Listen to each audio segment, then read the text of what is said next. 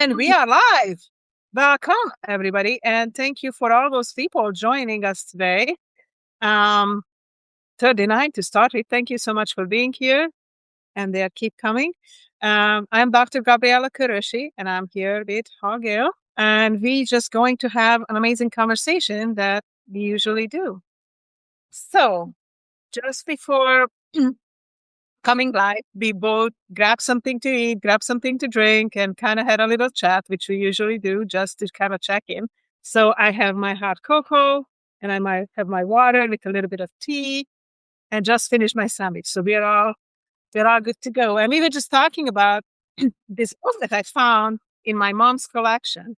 It's called The Way to Win, and it was written or finished in 1887 and then published by the Chicago Hammond Publishing Company in 1891. And here just downloaded a copy too. And it's so interesting that these type of books, this is kind of like a book talking about having a purpose, were already in common kind of like in this era as well.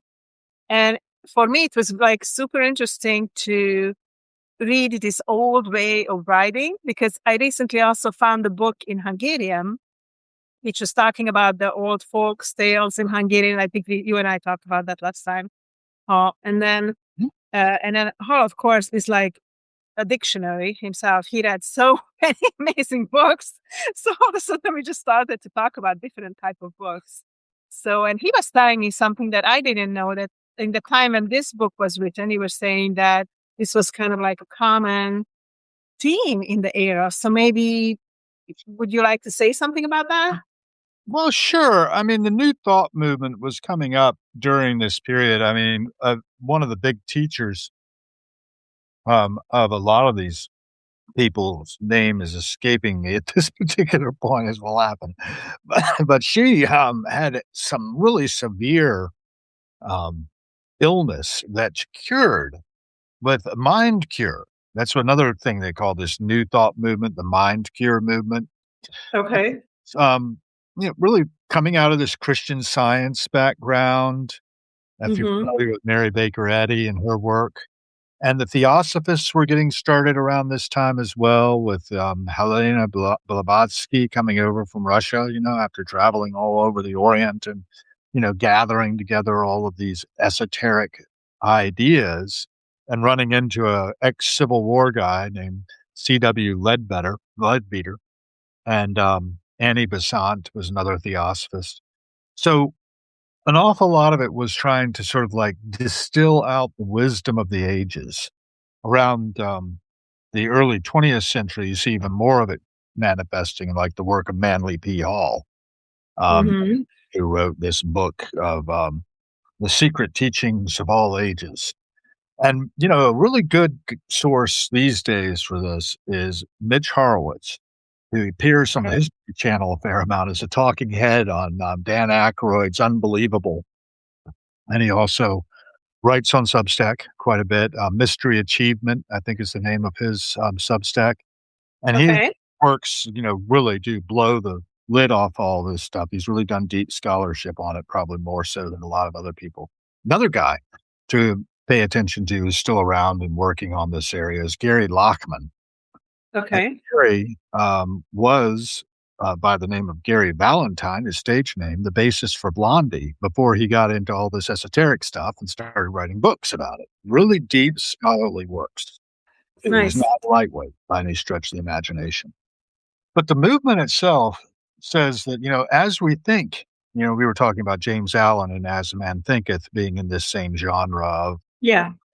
what is it called? The Way to Win is the book you found. And Yeah. The Way to Win. Yes. I put the link over there in the chat. So anybody wants it, Yeah. Thank you for doing that. I saw that. yeah, it's a PDF. You can just pull it off the Google Books. Yeah. I love that it's free source right now. Yeah. I actually watched a documentary on that whole digitization of all books. Mm-hmm.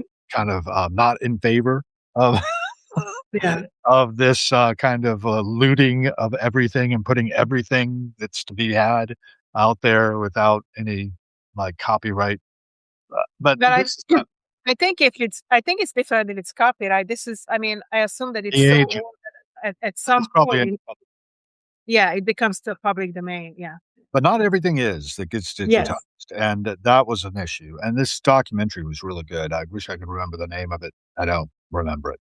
Well, I still wanna say about all that. Well, it is true that the world you see and the way you interact with the world has a lot to do with the way you think. Yes. Mindset. I often think of it as kind of a repackaging of common sense when I see people writing these things, and I'm Yeah. envious of them because they're making money off of it. And Mhm. everybody's searching though for something, and if we weren't searching, there wouldn't be a market for these things Why you think that is? Why you think that people are searching for something? Why because we we cannot be you content with what we have, right? Because we could be just content with what we have. we could be. Why aren't we?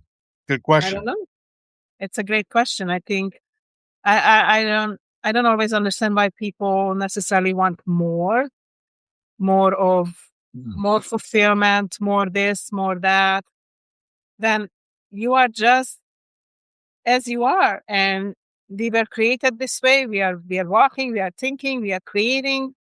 I don't know. I feel like that's enough.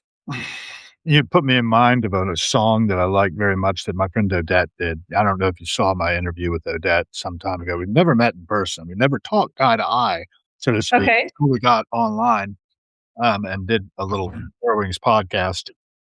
But years ago, I've probably the first tune I ever heard her do, and she's a musician, was called Okay. Childish Beauty. I can't pronounce it. Childish Beauty. Okay. And there's a line in it that goes, "Bullets fly from land to land as we constantly need more than more." I know. And It's beautiful. now too much of it everything is not just enough. So another line from another song by a recently departed singer-songwriter named Bob Weir. I don't know. My feeling is that people are not content. We arrive here helpless, Mhm. and our primate species are in intensive competition with each other. When we arrive here, we see that. That's what we learn is that if daddy doesn't go to work, if mom isn't like doing what she's doing, and when I grew up, my mother had stopped having a day job and was raising the children. Yeah. And I think that's common back in that day, not so common now.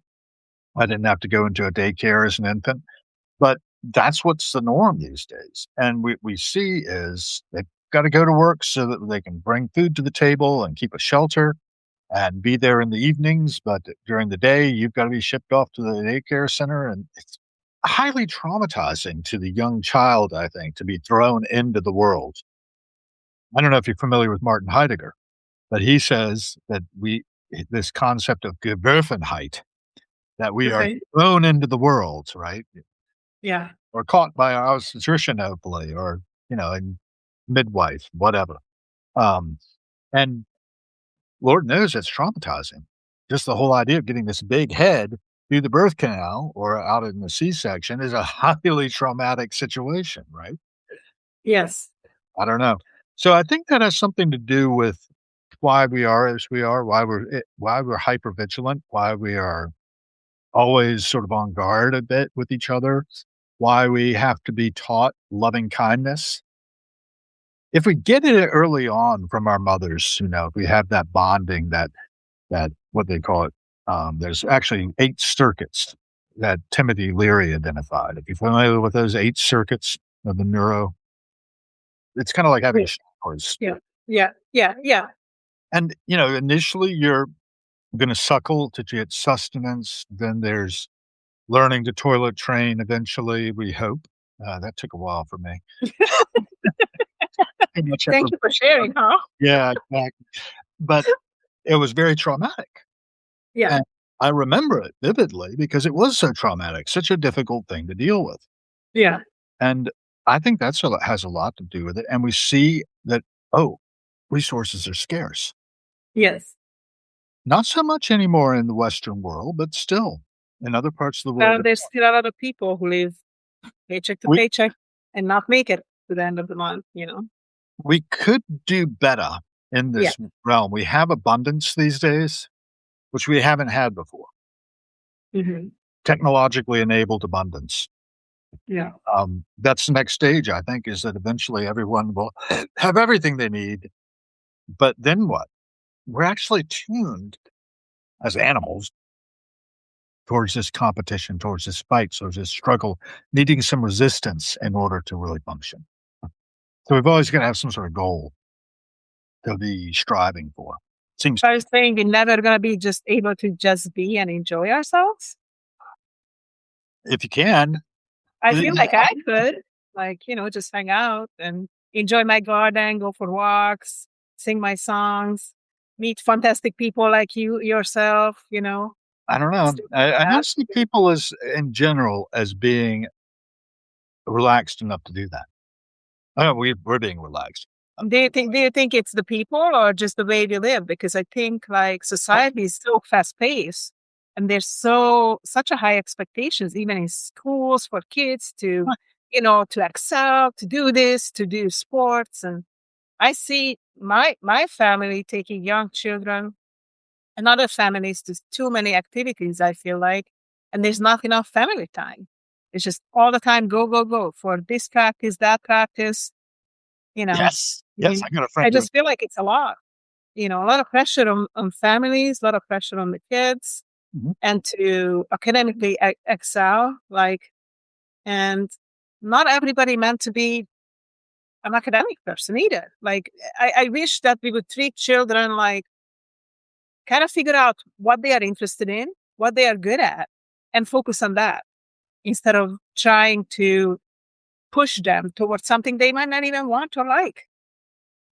That brings back to mind another thing. Now we're going down another different rabbit hole. Um, I translated the works of Pia and Sprengel and Otto Ludwig Hartwig from German to English from the 18th century. And the whole idea of their book, Handwerke and Künste in Tabellen, which means trades and arts and tables, it organized all this information about all the different trades and arts that are being practiced in the Berlin area for the students at the Realschule to be able to pick what they were most interested in. And they would have Mhm, all that information at their fingertips, and they could be aligned to a trade that was going to bring them the greatest happiness. And mhm. to attain the greatest happiness of the greatest number, that's a lot of what the Enlightenment was about, is we were going from hand trades to industrialization, and we were going to be achieving what I like to call radical utilitarianism. The greatest Yeah, happiness of the greatest number of species, in fact, of life on Earth. That's one of my, like, pet philosophies right now. I know you were mentioning this before. Yeah, yeah. How can we achieve that using our technology that we've got? Because we've gotten godlike technology. I don't know if you ever saw the, Whole Earth catalog. I talk about that sometimes from time to time. I've gotta get a copy one of these days and actually dig into it. But it was published in the '60s, late '60s, early '70s, Okay. and it was by Stuart Brand. Mhm. He's still around, actually, and it was called Access to Tools. And in the opening of it, he says, "We have technology that made us godlike, and we might as well start acting like it." Hmm. And there was What a you're option talking. here for the hippie community in particular to Mhm, access to tools. mhm. And that's what, my friend with the Origin that I was talking to earlier today, we had a Okay. conversation. We got like 160 people by the end of it. We've got 85 already. That's amazing. Yeah. I don't know why these things are suddenly blowing up so big, but welcome everyone. Um, I anyway, hope they're actual people. Please let us know where you come from and how you found us, because I was just wondering if we were invaded by robots. All of a sudden, 85 people in the first 14 minutes. That's great for us. Thank you for being here. But please do share something or ask a question so we know that you are human. yeah, I like to say, how are you? And if you care to share it, where are you in the Yeah, world? please. And usually I don't get any responses. Maybe people flick it on and they are registered, and then they flick it off when they realize they're not interested in what we're talking about. I hope people are interested in Show what you're us your talking interest. Yeah. about. Anyway, Handwerking Kunst in Tabellen. So yes, you want to align people to something that we had aptitude tests when I was a kid. I don't know if you did. In Germany, they had very strict ones where you were either going to be going to the Realschule, or you were going to be going to the gymnasium, or you were going to something else. They had several different tracks they would Yeah. put you on when you took these tests at a certain age. I think it was like, I forget what age it was. Do you know?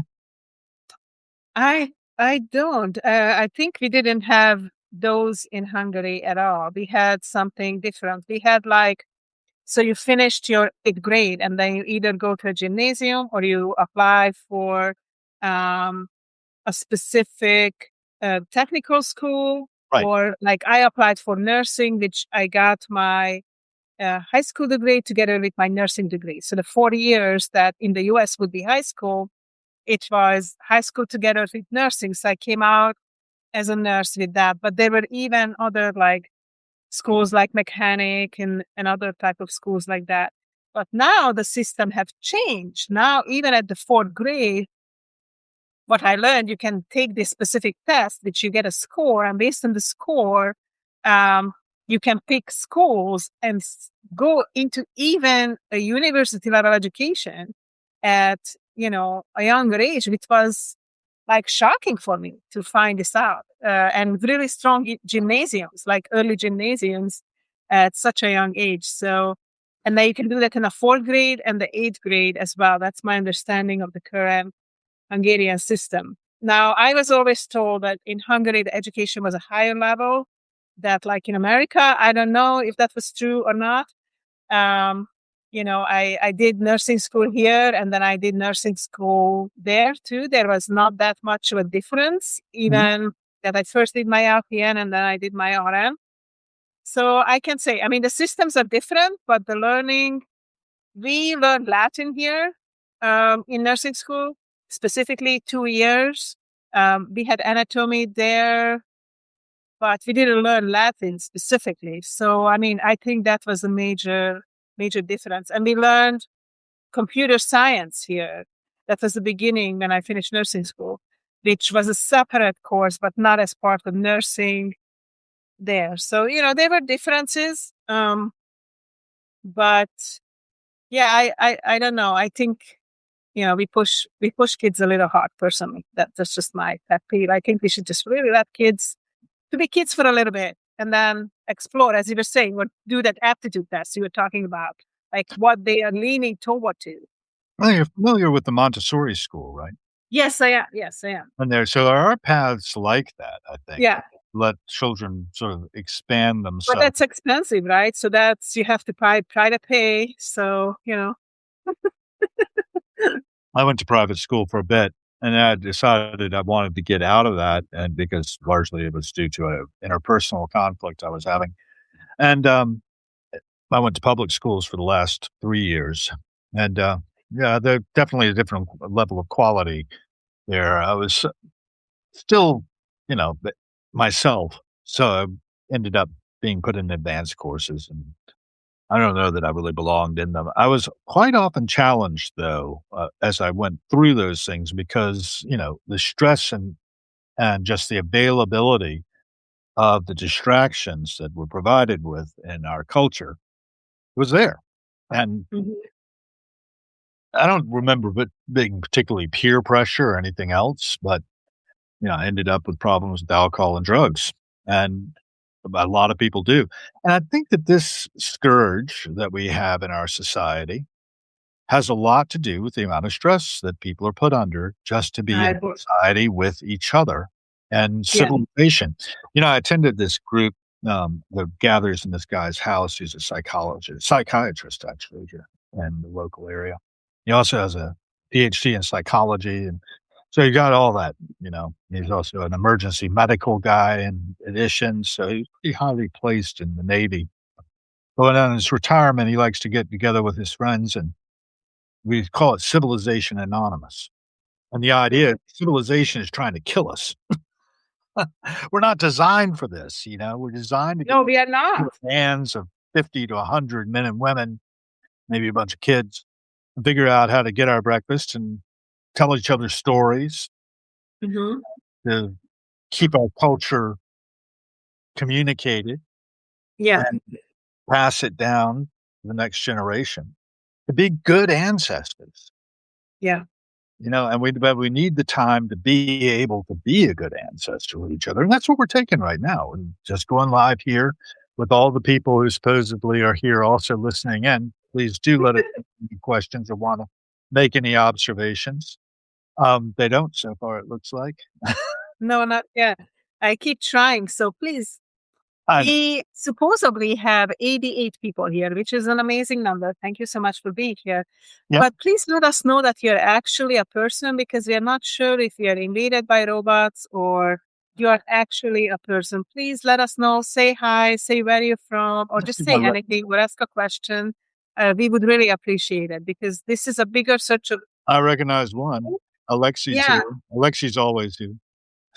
Okay. All right. Well, You know, we'll Mr. see Jonathan what's. Clark, I know personally, but there's one there. Yeah, let's scroll. But I do want to say, regardless of the fake or not fake people who are here, for the people who will see this in the future in Substack or our YouTube channels, um, Yeah.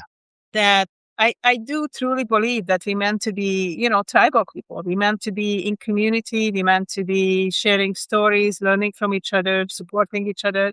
So I think we are very, very disconnected in society. And I wonder if it's purposeful. I'm not trying to be, raising anything suspicious or whatever, but I do feel that we are so disconnected that that's why maybe there's that search that we are talking about. That I've got one on that. okay, all right. Share what you.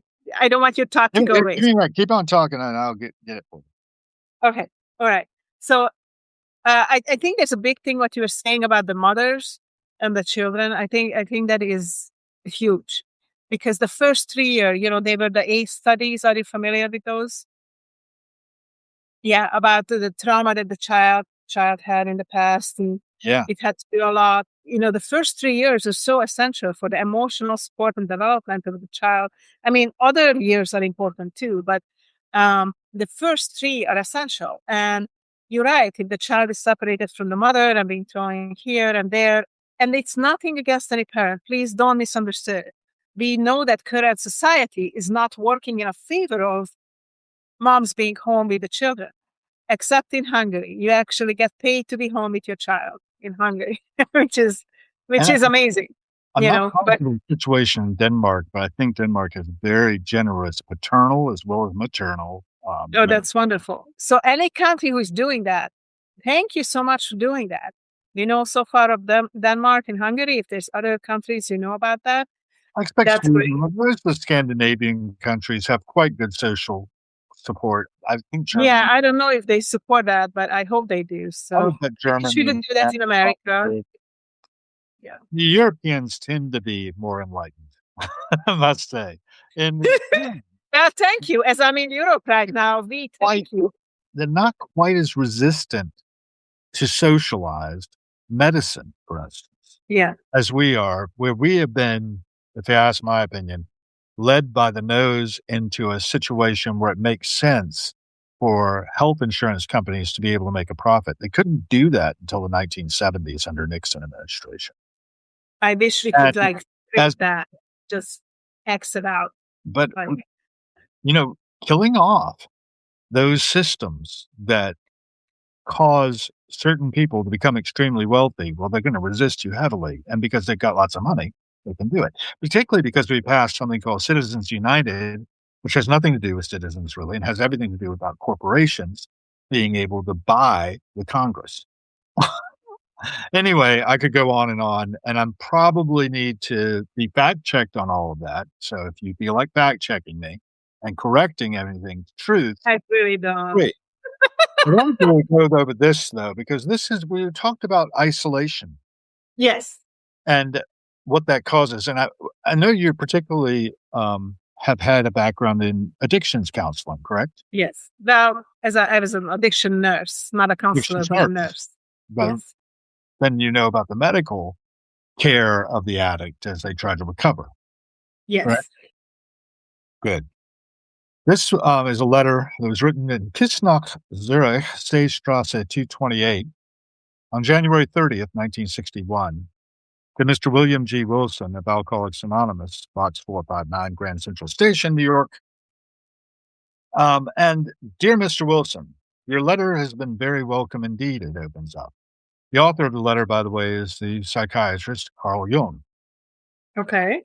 He said, I had no news from Roland H. anymore and often wondered what has been his fate. And Bill had just written to Carl Jung on January 23rd to tell him what Roland had done in carrying a message to a fellow named Abby Thatcher, who carried the message to Bill Wilson.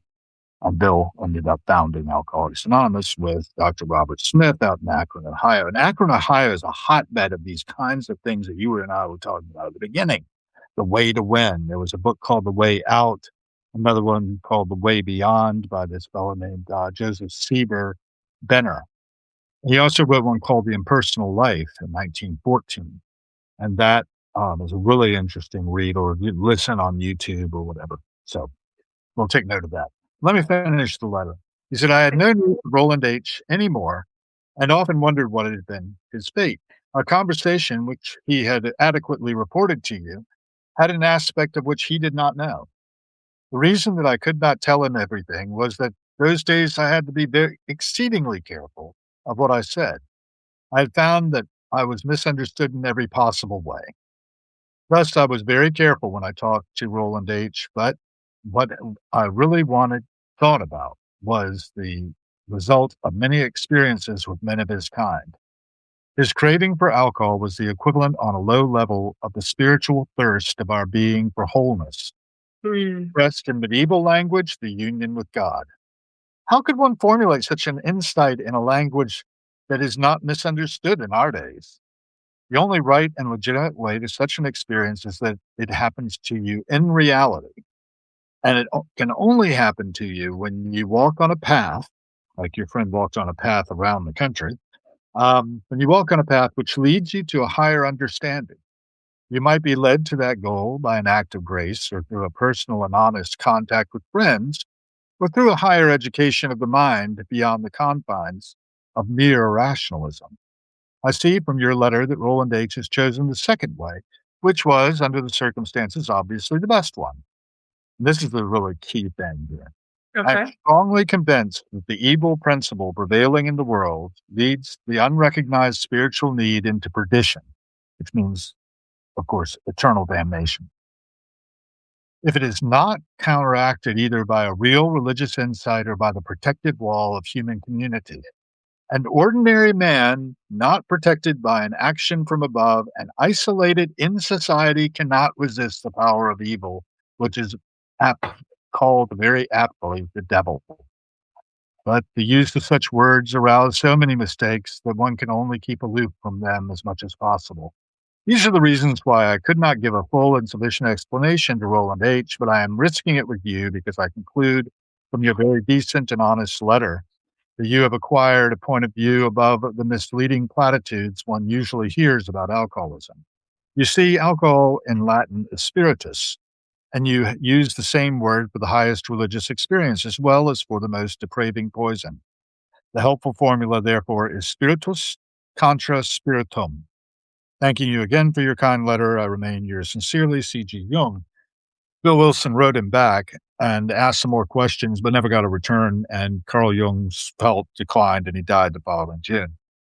But I think that's what the thing is: the individual isolated in society cannot avoid being led into evil. And if you look at how we behave towards one another when we don't know each other, like when we're in our automobiles, for instance, we behave like barbarians.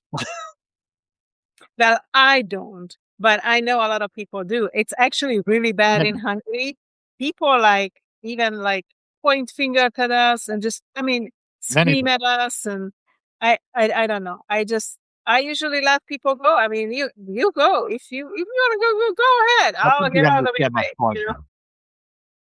Yeah. I think But you understand the point. yes, I do. That many people do behave very badly towards one another, They and we behave much nicer. awful. People are awful. I Did don't you know hear why. about the peace marchers by any chance? Here in Washington, we just had the peace walkers come up from Fort Worth, Texas. They walked It 2,000. just happened? Yes. They No, I walked have. 2,300 miles in 108 days and then spent another day or so here. And I think they went on up to Annapolis. But bottom line is, like, I did get to see them passing by. These are a bunch of Buddhist monks. One of them Okay. lost a leg on the way due to an accident that happened, injured a couple of them. And the one was so severely injured, he lost his leg below the knee. Oh A my dog God. with them as well, a dog that they had collected apparently in India. There's a nice Okay. picture of the National Cathedral's head priest rubbing the dog's belly. And somebody Okay. saying, dogs know good people. And but about 10,000 people apparently were out in the lawn around the National Cathedral when they arrived there, and they spent some time talking. And then they came to the next day to the Lincoln Memorial and talked. And it looked a lot like back when Martin Luther King spoke from there in 1963. Okay. August of 63, he had spoken from there and gave his I Have a Dream speech, as you may know. Yes. So it looked a lot like that scene with all the people on the National Mall. And Wow. cold out there. I went down to see him walking towards the Lincoln Memorial, but then I just walked on home. I didn't bother hanging out after that. But you can catch it on YouTube and catch it on the little Substack reel. Okay. Go check it out. But the point of that is that these monks were saying what you were saying a little bit ago. Why can't we just Yeah. be peaceful and be present with each other? Why do we always have to be achieving something? Why do we have to always be winning? Getting back to the book, The Way to Yeah. Win. Yeah. The way to win is to basically tune your thinking towards an abundance mindset and inventory what you have. It's, for instance, if I look behind me, I can see that I have a lot of stuff. I can have gratitude for the things I have and not spend Yeah. all my time feeling like, oh, I don't have that and I've got to have this. So that's me. I think I do feel grateful for what I have. I feel grateful for my life. I feel grateful for some things I have. I think I have more things than what I need. So I try not to get new things. I came up with this thing too, as far as possessions, that if I buy a piece of clothing, I have to want it bad enough that I'm giving up two other pieces of clothing that I have, that I'm going to donate or gift away or however. And that's with everything else. So I don't want to just get more stuff. I rather have experiences, like this experience now coming to Hungary, seeing family, friends, or just even traveling or go out to the forest or whatever it is. I don't like gifts like I'm meeting my sister and his kids tomorrow. We are going to a place that one of the kids wanted to go to. And I made cookies. I made healthy oatmeal cookies. That's what I'm bringing. I'm not buying Um, more, stuff. And for many people, I brought chocolates that a friend made, and I ordered it from her. Like I'm just and bracelets that I made, or things like that. yeah. Trying to not to add to the waste. Um, and I brought papers that I made from recycled papers, and I made little pictures from them and stuff like that. Made Hmm. journals from papers that I created, because I don't want to add to the burden of stuff. I think Yeah. we have enough stuff. We have so much stuff in this world, so much garbage, so many things that we do not need. Um, I have a hard time with books because I do love books. I write them, so I cannot say don't buy books. Please do buy books. I mean, if you want to buy them in hard copy or ebook or audiobook, doesn't matter. But yeah, the books is kind of a tough one. But I did donate a bunch of books too. Um, you know, so I definitely need to do that, but I won't. Past his prologue. I yeah. just hang with all of these books. I got this one here, actually. This is another one of those New Thought movement Uh-huh. guys, Emmett Fox. Okay. Here with them. I wonder what he says for today. Okay, let's see. You never can tell. Let's see. Yeah, here's my former landlord's information and tucked in here from like 2004. Okay, so you will see what Emmett Fox say, and then I will open a Yeah, page please. here, Let's and we're see what gonna that says. see what this guy says. John February Dale. 13th is forgive us our trespasses. And it leads off with forgive us our trespasses as we forgive them that trespass against us. That's from Matthew 6:12. This clause is the turning point of the prayer. It is the strategic key. Having told us what God is, what man is, how the universe works, how we are to do our own work, what our true nourishment or supply is, and the way in which we can obtain it, he now comes to the forgiveness of sins. The forgiveness of sins is the central problem of life. Sin is a sense of separation from God and is the major tragedy of human experience. It is, of course, rooted in selfishness. It is essentially an attempt to gain some supposed good to which we are not entitled in justice. It is a sense of isolated, self regarding personal existence, whereas the truth of being is that all is one. Our true selves are at one with God, undivided from Him, expressing His ideas, witnessing to His nature, because we are all one with the great whole of which we are spiritually a part. It follows that we are one with all men. Evil, sin, the fall of man, in fact, is essentially the attempt to negate truth. We try to live apart from God. We act as though we could have plans and purposes and interests separate from Him. All this, if it were true, would mean that existence is not one and harmonious, but a chaos of competition and strife. But of course, it is not true, and therein lies the joy of life. Everything is one. Go ahead. What'd you find? Well, I opened this book, The Way to Win by John T. Dale, that was written in 1887, on page 185, talking about marriage. And it says,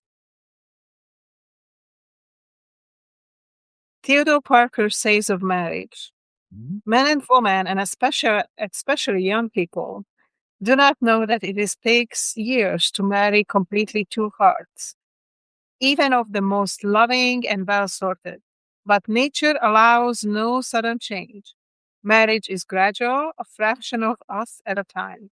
A happy wedlock is a long falling in love, but the golden marriage is a part of love which the bridal day knows nothing of. Youth is the tassel of the silken flower of love. The age is the full corn, ripe and solid in the ear. Beautiful is the morning of love, which prophetic, crimson, violet, purple, and gold, which it hopes of the day to come. Beautiful also is the evening of love, with a glad remembrances and the rainbow side turned toward heaven as well as earth. There's much food for thought in these suggestive remarks. And it goes on and on and on about marriage like this. It's very weird. That's all I'm going to say. Yeah. Hi, Hi. Lee. Oh my goodness. They actually said hi. Yeah, Lee and I know each other pretty well now. He's been on my Oh, show. wonderful. Welcome, Uh, Lee. Assemblywoman Deborah Mozzarelli is here too. She I've seen often. So welcome to both of Wonderful. you. Thank you so And much for joining. yeah, it's always good. I've got another one of my daily readers here. I've got so many daily readers around, stuck here and there and everywhere. And this Okay. one, Patty Smith's Book of Days. Let me share that with you. Let me Okay. see. What are we up to now? It's the 11th, 13th. Ah, a little hard to see the picture. And aha, you remember I was mentioning Joseph Campbell earlier? Yeah. Well, I'm in good company. There Okay. is The Skeleton's Key to Finnegan's Wake. Okay. And I don't know if you've ever heard of it, but the key is equally incomprehensible as the comment from Patty Smith, at least. I find that very nice because one of Joseph Campbell's first publications ever. Oops, got shut Benji up there. And just popped up on my phone, and I don't want that. Um, but Joseph Campbell's "Thou Art That" we were talking about earlier, and its Yes. very first publication. This was first thing published after his death. The very first publication he made was a Skeleton's Key to Finnegan's Wake. I'm pretty sure. Fact check me on that. I'm not 100% sure. I'm 99% sure. And Finnegan's Wake, of course, is the book by James Joyce. You're familiar with that. Or have heard of it. No? Probably heard of it. I am honestly, I'm bad with names unless it's somebody that I just love so much that I read all their books. Well, I James Joyce would be a challenge, let me tell you. Finnegan's Wake is not written in conventional English, although it is Okay. English. It's kind of like, have you ever heard of Ulysses by James Joyce? Yes. That's very famous. When people celebrate Bloomsday and they go all around following the course Leopold Bloom Yeah. spent in Ulysses. But yeah, there. And I just love that we have all these artifacts of our culture that we can dig into and that can enrich our lives. Yeah. But of course, our friend Joseph Campbell was trying to do was give a tool that would help people understand Finnegan's Wake and understand the references that were being made because it's very dense, very rich language. You're Mhm. familiar with physics. We have our particles like neutrons and Yes. protons are actually made of quarks. That word quark comes from James Joyce's Finnegan's Wake. Oh, nice. Okay. Three quarks from muster mark. Anyway, I forget the exact quotation, but it's a made up word. It never existed before James Joyce created it. Oh, that's funny. I Yeah. think all of us create all kinds of fun words just by accident too, and then use it in our families or as a joke. And but yeah, that's fun. I had no idea. An easy work day for once. Yes. Well, it is nice to have an easy work day, and we're on the verge of Valentine's Day, so I think that's probably why your reading ended up being one on marriage, even though it was a random choice, right? Oh, that's a good point. Yeah, that's a good point. It's coming up. What do you think about Valentine's Day? Well, I think it's basically just another corporate Yeah. thing. It's generating a lot of traffic for material stuff that. I mean, my wife and I were really needing to do that for each other, Yeah. but for people who enjoy the celebration, and I remember it as being whenever I was not in a relationship, as being a tremendous weight, and Mhm. I was very rarely in a relationship on Valentine's Day, actually, during my walk in the wilderness of romance, which, is just bizarre. Well, Yeah. all of our human relationships with each other have this, and at least in my case, I think have this kind of fraughtness about them, this kind of feeling of can I trust anybody? And I Yeah. think we all betray each other at different points in our lives. But that idea that was coming through the Emmett Fox reading is that the truth is we're all one. At the end of this thing, we're going to remerge into that from which we emerged in the first place. I talked about the pleroma when it started out, the idea of the fullness from which all that appears to be emerges and back into which everything falls. And it's rising and falling. And that's why a lot of our religions are actually based around agricultural gods, the rising of the wheat and the, harvesting and then the chopping up and ingestion and excretion and the cycle goes around. It just keeps going around. And So I don't know if you heard about this. Lee just said now Valentine's Day is a big thing. I don't know what Valentine's Day is. Are you familiar with that, or should we ask Lee to come and tell us about it? sure. Lee, do you want to join us? I can see if I can. See if you can jump in here, Lee, and let's bring Pico into. Pico is his Oh, bird. He has a bird. oh, for single woman. Oh, okay. Lee, you want to join us for a minute? I can check. Lee. I don't think I can invite anybody. Um, Share the notes. Yeah, sure. You got Okay. sure. Okay. So I'm But just sending you an invite so you can jump in and tell us about this says we're and waiting for have a you. discussion since yeah. Have you met Lee before? You know Lee already? No, I don't think so. Lee's got a hell of a story. All right. No pressure. Where are you? We are waiting for. There you are. Ooh. Eee, Hi, trying to get Lee. Thank you not so in the much for sunlight. jumping I'm in and spinning joining around us. here, trying not to be dimmed by the sunlight there. No, great. Hi. Hi. Welcome. Yeah, I was just seeing on the news today, it's all big that they're calling it Galentine's Day. So it's for all the women who don't have a Valentine, they all go out and celebrate on their own. I love it.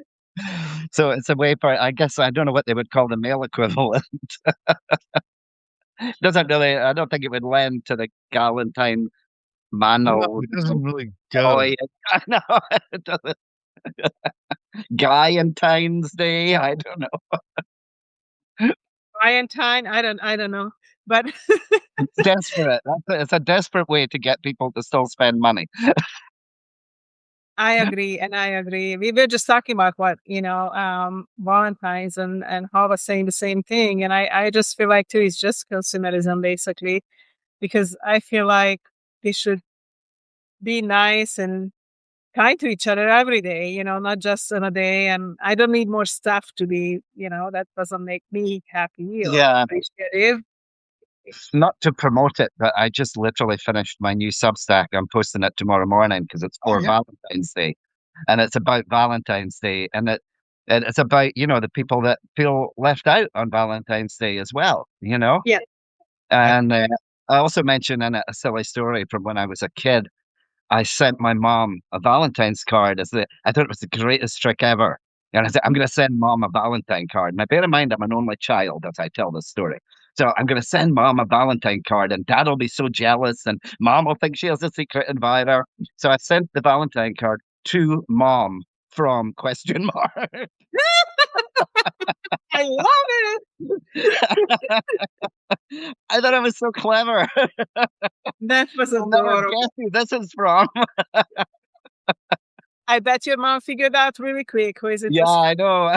There wasn't even another child to compete with. That is great. Did we have you in Jersey or in Manhattan? I'm in Manhattan. I'm in Manhattan. Colette's in LA, so I'm in Manhattan. All right. All right. Living the life.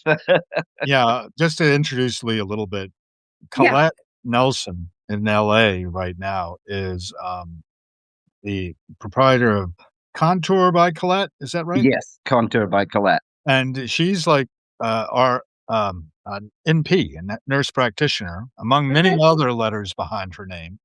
But you both have a background in bodybuilding, right? Is that how Yes, you met? yes, That's yeah. the connection?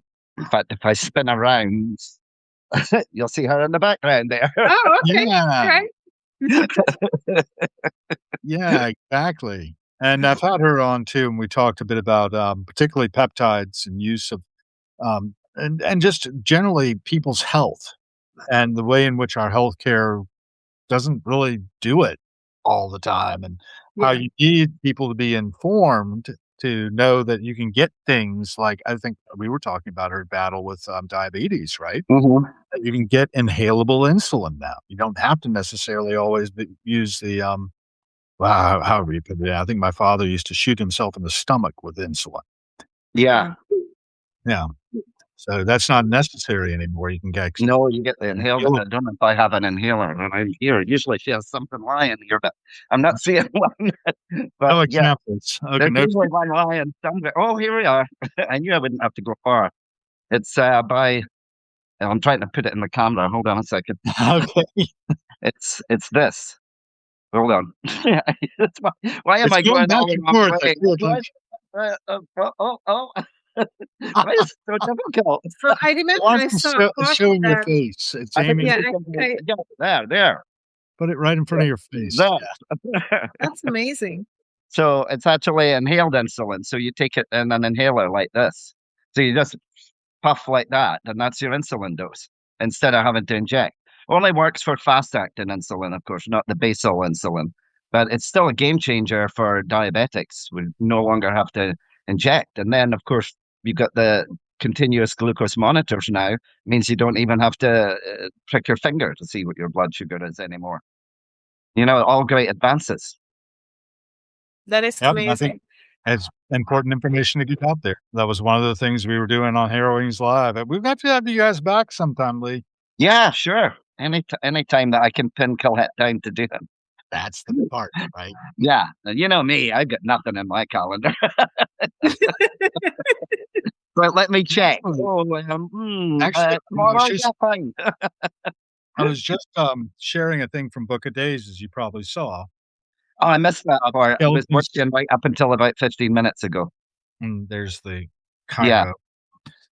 What was about 15 minutes ago? Sorry. Yeah, I was working till about 15 minutes ago. So I admit I only joined I saw you were live and I thought, oh, let me try and hook in before he disappears. Yeah, I was just sharing her, because this is a daily reader, just sharing the thing about the 13th of February. And it happened to be just one sentence. She was showing the skeleton key to Finnegan's Wake. And so right. just the key is equally incomprehensible. And Finnegan's Wake is incomprehensible. Anyhow. You were mentioning Ulysses. I saw one of the original copies of Ulysses at the Antiquarian Book Fair a couple of years ago in New York. Wow. It was a giant book. I mean, it was maybe about, I don't know, it was about at least a foot tall by a foot wide. Show your book. What's that? I was asking Gabriella to show her book because she just found an old book. Oh, that we started out talking about. The way. Oh, right. This was written in the view of it. 1987 Oh, right. Yeah. It's amazing. by John T. Dale. Yeah. Maybe worth something. Maybe. It's in Hungary, too. She's in Hungary, by the way. Oh, wow. Just for now, I'm visiting, but yeah. Yeah. Right? You're still in Foot? Mhm. Yeah. Okay, you are still in Foot? Yes, I am. Yes. So it's a worldwide thing. I just found out that it blends an ancient Roman fertility rites, Lupercalia, with the Christian feast day of St. Valentine, which I think we all know about. But I did not know anything about Lupercalia before. The pagan festival in mid-February, they celebrated this honoring fertility and the coming of spring, involving rituals with animal sacrifice and whipping with goat hides. Wow. So make sure you get whipped with a goat hide. I am not planning to do that, but thank you for the suggestion. Can't see that being a popular Valentine's Day activity. Depending, of course. Let's bring it back. We're going to, we're not following the old traditions anymore. Still has somebody out there going, don't knock it till you try it. Well, birch switches are supposed to be nice out here. Never done the sauna thing when I was in Denmark. Oh, right. Yeah. Yeah. The woman I moved I'm definitely looking forward. How rapidly the conversation goes downhill. Again, Gabriella, I didn't get it. No, I think there was just a disconnect with the internet for a moment, but I was just saying to Lee, I'm definitely looking forward to reading your Valentine story. And just before you came on, while we were waiting for you, Paul was just saying that you have a fascinating story. So I'm not sure what he was talking about, but if you're willing to share any part of your story. Oh my God. How? What were you doing? This could go on for a day now. Was it Rambling Raconteur? Rambling Raconteur actually is, I think, Lee's Substack. Yeah, originally I started my Substack as a place to put chapters from my memoir Misfit, which is still in the works. And I thought, let's just put a chapter up and, every week. Of course, naturally, you could run out of chapters 2.5 years later. If you were still, it would be Tolstoy's War and Peace if I was still writing it, So, so then it had to evolve. And I just started, putting things up there, just my thoughts and opinions and just, I don't know how to put it, really. I think rambles would be the best way to put it. And I love the English the English raconteur, which is a word that's lost now, but Quentin Crisp. He was a favorite of mine with his philosophies on life and everything. And so I kind of borrowed the title raconteur from him. There's also I always forget her name. She's a female comedian, Jewish, and I can never remember her name. And she calls herself a raconteur as well. Okay. But yeah, I wish I could remember. She's hilarious. She just makes Sarah observations. Silverman? What was that? Sarah Silverman, by any No, chance? Not no. a modern. Oh, Trisha Armstrong has just joined us. Oh, I hey, had Trisha Trisha. on the show. That's the psychic medium that I had on the show last week. Right, and Oh, she's down in wonderful. Virginia, not far from where I lived, right? Yeah, yeah. Trisha's in Virginia. We're in Virginia, Trisha. See if you can take that. I can't remember which part she's in. Yeah. I remember we talked about her because her number is the same as mine, basically. It's an area code 757, so that means probably some down in Hampton Roads. I'm from Williamsburg, Virginia, so I was curious if she was in Williamsburg. I don't know. I don't know where Not she is. responding, though. And that's Yeah. quite often the case. You have a chat window there where people can tell us how you are and where you are. Lee has just joined. Lee's an old friend of mine from college. I haven't seen him since college. Oh, great. Hi, Lee. Elf-making is Another Lee. yeah. Yeah, it's so interesting because we were not sure. All of a sudden, we are seeing a higher number of people who all had the same experience, and I had the same experience with this one and the one before, and we are not sure if some of them were actual people because Actually, I'm pretty sure they they're are. not responding. Yeah, I noticed So, that. oh, I Lee's was thinking that responding. yesterday. Wow. And I thinking, oh my God, you got 100 people watching you walking around. Yeah, well, that was for the monks, right? I think I Yeah. kind of saw that as a good thing. But yeah, that did get pretty big.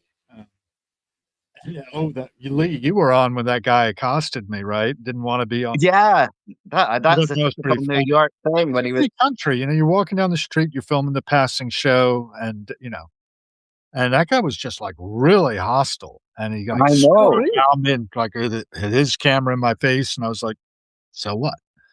Yeah, Yeah, we didn't see that, but we just heard the interaction with you where he was questioning you as to what you were filming and disbelieving what you were saying. everything. I was heading down to see the Peace Walkers. He said you were like a CIA or something. Oh, my Maybe I goodness. was. So what? I mean, there's surveillance cameras all over this damn city. Every door Yeah, basically is a surveillance camera. yeah. Ought to be anymore. They're doing it now. They were saying now that in I don't know if you're familiar with Wegmans supermarket. Sure. It's a big chain. Yep. They just brought one to New York a couple of years ago. I think it Hmm. started here, but now Wegmans are employing in their supermarkets cameras to take to profile everybody that goes in there. Huh. Really? So yeah, so now I think they're doing it in the one in New York. I think as well. So whenever you go into Wegmans, you're digitally analyzed. They say it's to locate known shoplifters. That's what they say. And what do But you who think? knows? Who knows? You can't even go and buy your groceries now without somebody analyzing you. But We are that's scary. analyzed everywhere. I mean, all of our steps online too. Even if you just search one thing, it's just Oh yeah, popping up. Like, yeah, yeah. You can search bird cage, and then all of a sudden, everywhere you look, there's an ad for a bird cage. I know. It's, I mean, it's handy sometimes, but other times, I don't know. I love it. I love attention. I give attention. Kill attention. even unwanted attention. I'm pretty good at blocking. And I can also, hide. I'm good at hiding. So I don't really have much problem with it, unwanted attention. But if somebody gets fired up about something I'm doing, well, Yeah, that's that's good because they're actually paying attention. And That's yeah. true. Is this commodity that is very short supply. To name drop for a second and be obnoxious. It's like Boy George once said to me. He said, "All publicity is good publicity." You know what I mean? Well, you remember my Andy Warhol quote? Did I give you that one? Yes. Don't pay any attention to what they say about you in the papers, just measure it in inches. Yeah. More inches, the better.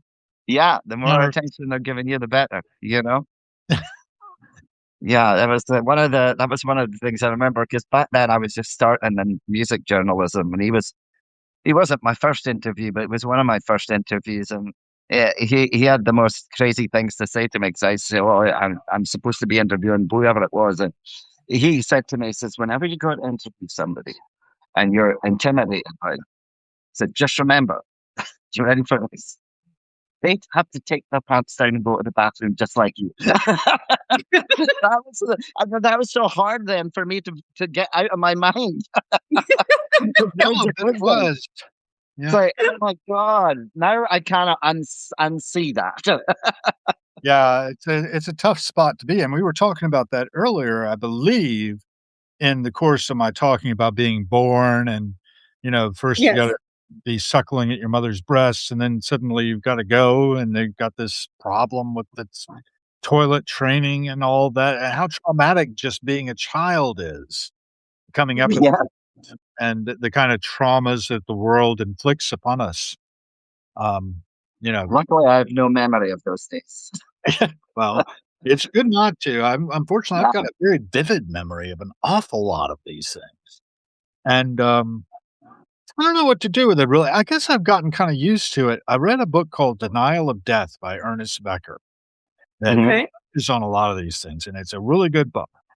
I highly recommend it to everybody. It's called "Denial of Death," and of course, death in the title tends to put people off. Which I find kinda comical because everybody is all of us I was talking about this in my earlier podcast when I was talking to somebody else, Origin. I was talking to her today. And Yeah, I saw that. Yeah. the deal was, you know, I was born in 1963 and I'm now 63. And there were people who were born in 1900 were 63 when I was born, my age. Yeah. You know how many of those people are left? None of them. Not a one. Yeah. And this is our situation too, right? So Yeah. I'm not gonna make it Yes. to 126, or maybe I will. I don't know. I'm gonna try. I'm gonna try to step over all your bodies.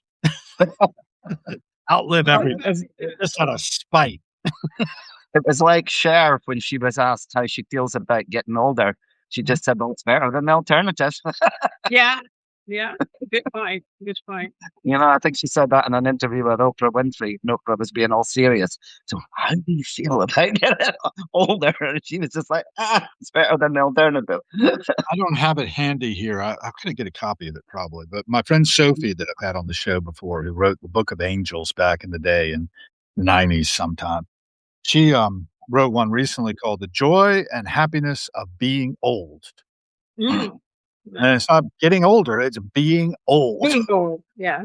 She just turned 89, went off to, over the Christmas break, she went over to France to visit her sister and then on to Egypt on her own. And she just got back and she's having a knee replacement surgery. And my hat's off to her. A lot of people won't do knee replacements or bone replacements of whatever joint it is Mhm. for people who are that age. But Oh, she's yeah. open, and she's gonna get it done. My Hopefully father had a hip replacement at 82. good. My mother-in-law similar, 85, I think Yeah. she had her hip replaced. But, and she got some more years out of it. She got almost Yeah. 2. So, something to Can't be say my father did, but he still had the operation.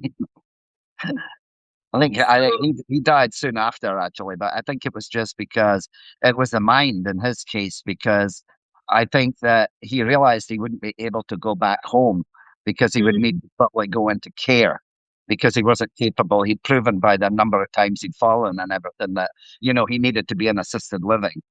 And he was a very active person, and I think the thought of not being able to just resume his normal life after hospital was the thing that killed him more than anything else that was going on.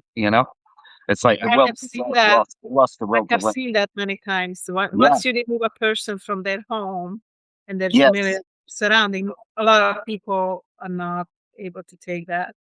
And just Yeah, going back to what you were saying about people going to the bathroom, everybody goes the same way. One thing that I heard, I think one of my teachers said that in maybe a public speaking class or one of my nursing teachers, I don't remember, but they were just saying if you feel like threatened by your audience or worried or whatever, just imagine all of them naked. They all look yeah, alike. yeah. It That's is another kind one. of Yeah, like the same image, just like, make them human. I guess make them human. Don't be afraid, kind of in a way. We are all the same. yeah, So, Did but you all that's happen to see? hard for me to get out of my head. It's like, oh my God, I don't want to look yeah. at these people naked. Did you all happen to see I Don't was, Look Up? yeah, no, no. No, you carry on. Sorry. Did you happen to see Don't Look Up, the movie? No. It's Uh, out on Netflix, I think, or maybe it's Amazon Prime. I can't remember which. But it's a movie that was about a comet coming and gonna smack into the Earth. And the very elite, they do escape, and some tens of thousands of years later, their rocket ships automatically find a habitable planet, and they set down. As they come out of their cryo tubes or whatever, where they've been in suspended animation, they're all naked. And it is a good scene to see how very much alike everyone is, but regardless of what sex they are or anything else. And yeah, we were not very genetically diverse because of these like bottlenecks in our evolution, like it about 70,000 years ago, plus or minus. I think maybe 74. I don't know. I wasn't there. There was an explosion of an Indonesian island called Toba, and it hmm, reduced the human population to about 6,000 breeding pairs. I can tell by the genetic studies, right? So, we're much more closely related than we even realize, and Yeah. because of marriages and such, probably all of us, being similar race, it looks like, are probably within, a matter of 500 years, probably have a common ancestor or less. I don't know. yeah. But My father once did our family tree because he was an antique collector, so he loved history and stuff like that. So but he traced our family back, our family shield back to the Rock of Gibraltar. Oh, wow. And so I don't know, does that mean I'm descended from the monkeys from the Rock of Gibraltar? We have our own crest and everything too, the Penman crest. I don't know, interesting. like, people think that's my pseudonym because I'm a writer, but Penman is actually my given name. Oh, wonderful. So it sounds like a name that a writer would give themselves. You know what I mean? Yeah. But Yeah. I assumed, I'm sorry, I assumed the same that you just gave yourself that name. Oh, yeah, no, the Penman bit's the real one. The Lee part is the one I gave myself. there's a Uh, lead. for other reasons. You wanna Yeah, hedge into that? I see part of you're the edging into this. Yeah, part of the story that I'm trying to not get the sun in my. I'm trying to hold this and the same time. I should really cook it up to something as I get it in my hand. But yeah, part of the story that Hal was going to tell you is that I wasn't actually born male. I was born female. So my name was Karen. So obviously I had to change that. You see, Okay. I never would have known that unless Lee had told me too, and that's pretty funny, I think, that, I don't think it's necessarily I don't know, is funny the right word? But it's So interesting. odd. Oh, yeah, it's odd. It's interesting. It's whatever. Yeah, and it's like, wow, how about that? And But it's like you were saying about childhood memories, though. It right. goes back to childhood memories in that was 4 years old when I knew. 4 years old. Now, bear in mind, I was born in 1962. So this was 1966.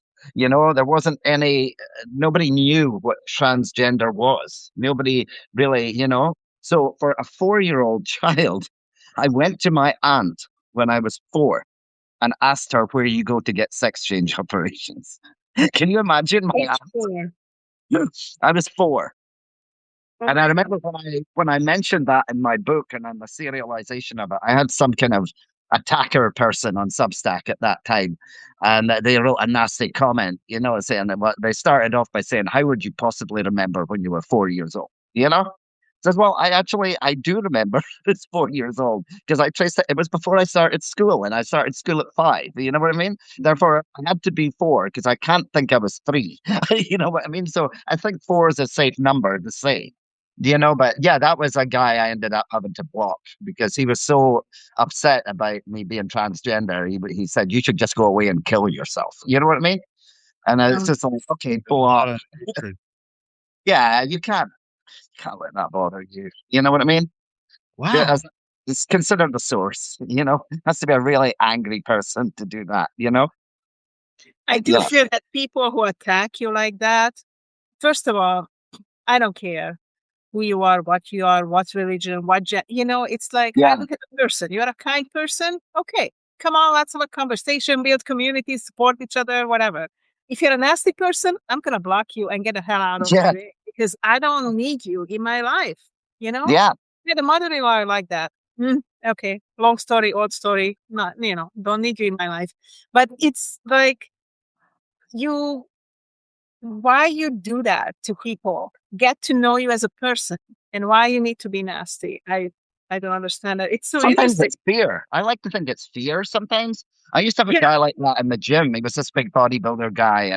And when I transitioned, I had to do it openly in the bodybuilding community because as a writer at that time in that sport, I had to explain because if I was going to shows and things like that, people were going to see I look different. You know what I mean? yeah, So I did a couple of articles on it for the bodybuilding press at the time, just so that this is the story. So you don't need to ask. There's all the information. You know what I mean? But yeah, this guy was really against it, and he used to stand there and watch me working out with his arms folded, like in the corner, like scowling at me. And the funny thing is, once he took the time to get to know me, he became yeah, my biggest supporter. yeah. It's 'Cause- get to know the person, and I do feel like people who are really close-minded and people who are like angry at you, they have a problem. I yeah, feel like they have a fear or they have just I actually many times feel sorry for people who act like that because Yeah. it's like it's yeah, your loss. It's your loss if you don't want to yeah, get to know me because of who I am married to or who I love or yeah, what I am. It's hmm, your loss, not mine. So yeah. I, yeah. No, it's usually the people that have the most to hide as well. Well, not to give anything away, but in the bodybuilding world, he's known as gay for pay. Mhm. And you can translate that how you want. But so obviously he had a problem with his own sexuality. Yeah. And I was just The- reflecting it back to him. Hmm. I I am kind of astonished by how some people just totally refuse to even try to understand Yeah. or just listen to somebody's experience Well, because Yeah. they think it's a choice. I It's have not a I choice. it's not a choice. It's the same way addiction is not a Yeah. choice sometimes. Yeah.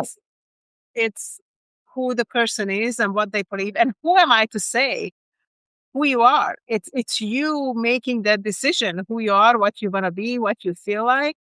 Hmm. And what is more astonishing to me is that we see so many examples in the animal world, and we are Yeah. mammals, right? So, eh, you know, it's just I don't know. The lack of understanding is shocking to me sometimes. So, Yeah. But some people just like it makes them feel good about themselves to put somebody else down because that's the only way they can feel good about themselves is to put somebody else down so that they Yeah. rise above in their minds at least. and why do they care? That's what I don't understand. Exactly. Why Why cares do them? they care? It's your Thank you for life, not caring. their life. Thank you for caring. Thank you for sharing. I'm glad I mean that much to you that you have to vocalize it. You know what I mean? It's like I said, negative attention is still attention. And Yeah. I think I'm worthy of everybody's attention. I have this I have this idea that, we're all mirrors of each other in some way. And Yeah. I thought maybe I would furnish my entire house in mirrors because I found myself so interesting. And this is kind of an obnoxious thing about me. But at the same time, I have a sense of humor about it. And I don't take myself too damn seriously. But Yeah. to take yourself very, very seriously, I think, to really get your knickers in a twist about what somebody else is doing. I do Yeah. it. I do it from time to time. I get my knickers in a twist, and I always find it very comedic in a way because it's silly. And then I realize, Yeah. why am I doing that again? And I realized, oh, it's because I'm a primate. I'm a traumatized primate, and we're all traumatized primates. I saw this terrible thing, and you all probably saw it too if you were paying any attention at all, of a particular video that some public official decided to put up on their social media depicting certain people who had previously held that of Oh, right. I know where you're going with this. Yeah. as animals, but Yeah. the people said, "Oh, they showed them as primates." I was like, "We are primates. We Yes, are we primates." Yes, they showed these people as apes, that's what they wanted to say, Yeah. but they said primates, and I was like, "Why do people get so sloppy with language?" And I get really upset about Yeah. that. Well, how much time do I wanna waste being upset about any of this? Well, not a lot, but I do see that we have a problem in our culture, and that is Yes. that we collectively are not aware of exactly how closely related we are to chimps. About a half a chromosome. It's not very far, and that's great in a lot of ways, but we give ourselves airs. We're also I like to say that I'm an animal carrying this imp inside me from dawn to dusk and back again. Nothing fancy, no, just a mischievous little spirit that decided to go and state for a while. Well, I wanna have some fun with it, damn it. I'm 63 and I haven't had as much fun as I wanna have yet. Oh, God help us. I wanna go have some fun today, actually. I'm gonna go down the street to Daily Provisions. You have Daily Provisions up there in New York, right? You have Is yours that the new supermarket thing where it's not free? a supermarket, it's like a cafe. Oh, okay. No, I just It saw on the news yesterday they've done it. They did it actually with a place just up the street from us, West Side Market, which is funny because we're on the east side and it's called West Side Market. But they did it where they gave away free groceries that mm, day, $50. Everybody got $50 worth of free groceries. And needless to say, I was in Jersey that day, so I missed the whole thing. But yesterday, I saw they had one down in Greenwich Village where they've opened up an actual not food pantry. It's more like a supermarket, and mm, everything is free. And they had lines round the block to go in for the first time yesterday. It's a free food place. And interesting. it's a new thing. I don't know how they're funding it or anything, but it's a new. They're popping up all over the city.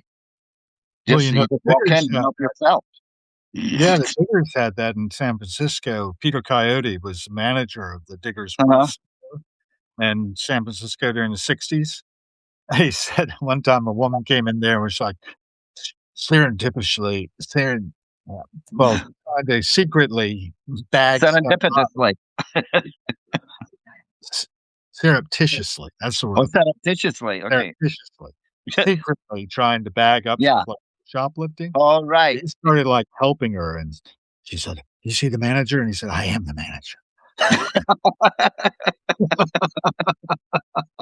Shocked the socks off of her. Now, I'm Daily not sure what's Provisions in them. I'm sure it's not everything that you would normally buy. yeah, Has to be Daily some. Provisions Daily Provisions is more like a cafe. Its cuisine is like cafe breakfast, brunch, sandwiches, casual dining, coffee, bakery items. There are a number of them in New York City. That's why I thought you might know about Oh, okay. it. And that's where they started out. It's actually from a company called, um, what are they called? I'm trying to find their actual page here.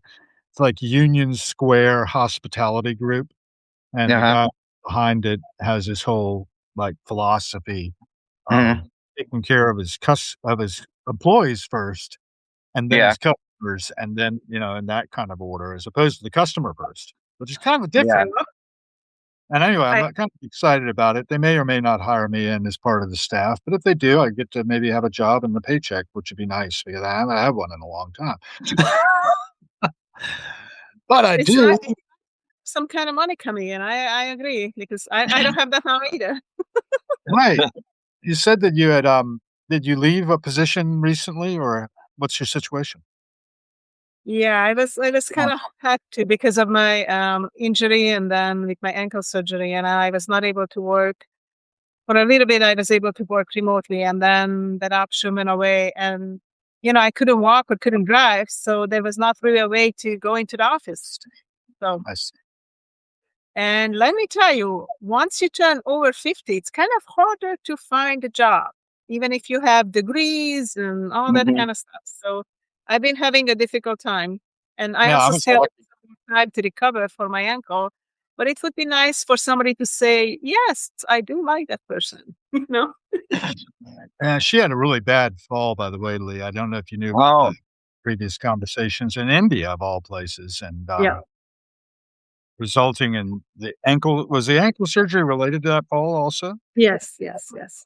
Oh my. ankles are the worst. They take forever to heal. Tell me about it. My Yeah, surgery was in October. The fall happened in April. I finally got a surgery in October. And now I can walk. Yay. But I still have to do a lot of exercises. And at yeah, least as of now, my ankle doesn't look like this. yeah. It's more starting to look like an ankle. Oh, good. Yeah, I did a trivial ankle injury in comparison, but I was my own fault. I hurt my ankle somehow a couple of years ago, a couple of summers ago, and I just kept walking on it. And some Oh, days I would come home and it would be like, you know what I mean? And of course, at that point, it was, I still don't know what it was because I didn't bother getting an X-ray or going to urgent care or doing anything like that because at the end of the day, the prognosis would be the same, the treatment would be the same, regardless whether I'd broken it, sprained it, torn it. It's still rest. You know what I mean? Elevation, rest. And I tried wearing one of those boots, but no, I can't do this. It's just like I can't wear one of those ankle boots. So I just kind of struggled along with wraps, but it took about 2 years. I'm finally now able to not wear a wrap on my ankle, but it took a long. It's still a mystery what it was, but it wasn't serious enough, to. But it was also impeded me walking. When I first did it, it was like something. It wasn't the Achilles, but it was like something tugging on the back of my ankle if I started walking too fast. So I had to walk really slow, and I used to just take my phone and pretend I was texting somebody because I'm one of those really crazy people who think everybody's looking at them. So, and rather than think, "Oh my God, that poor guy, what did he do to his foot?" I'd be like, so that I would justify walking slow because I'm texting. oh, So what? Not drowning, waving. You know what I mean? I'm the not drowning, waving guy. I'm about to slip away. I'm gonna leave you Okay. 2 in your conversation, and Origin could slip in here for a couple of minutes, she says, so maybe she can take my slot. So, okay. I I thought can at the try time of to. I this can try interview, to though. bring Origin in. Yeah, Yep, let me see if off I I can put go. this in a stand so that my hand doesn't. Origin, stand by. There you go. All I'm gonna right. put it. Bye. Leave the Bye, video. Hal. I'll be Hold on. back later. Don't go away, No, Lee. no, no, Hang in. hold on. Cancel. I'm trying to cancel. That's it. All I'm right. just trying to put this on a stand. Maybe I can stand it at the computer because Let me I've been see if holding I it can in my bring hand. It's like I feel like I'm Origin. in one of those concert videos where your arms start giving out. So, can you bring that up? Yeah, okay, yeah. So that's the thing.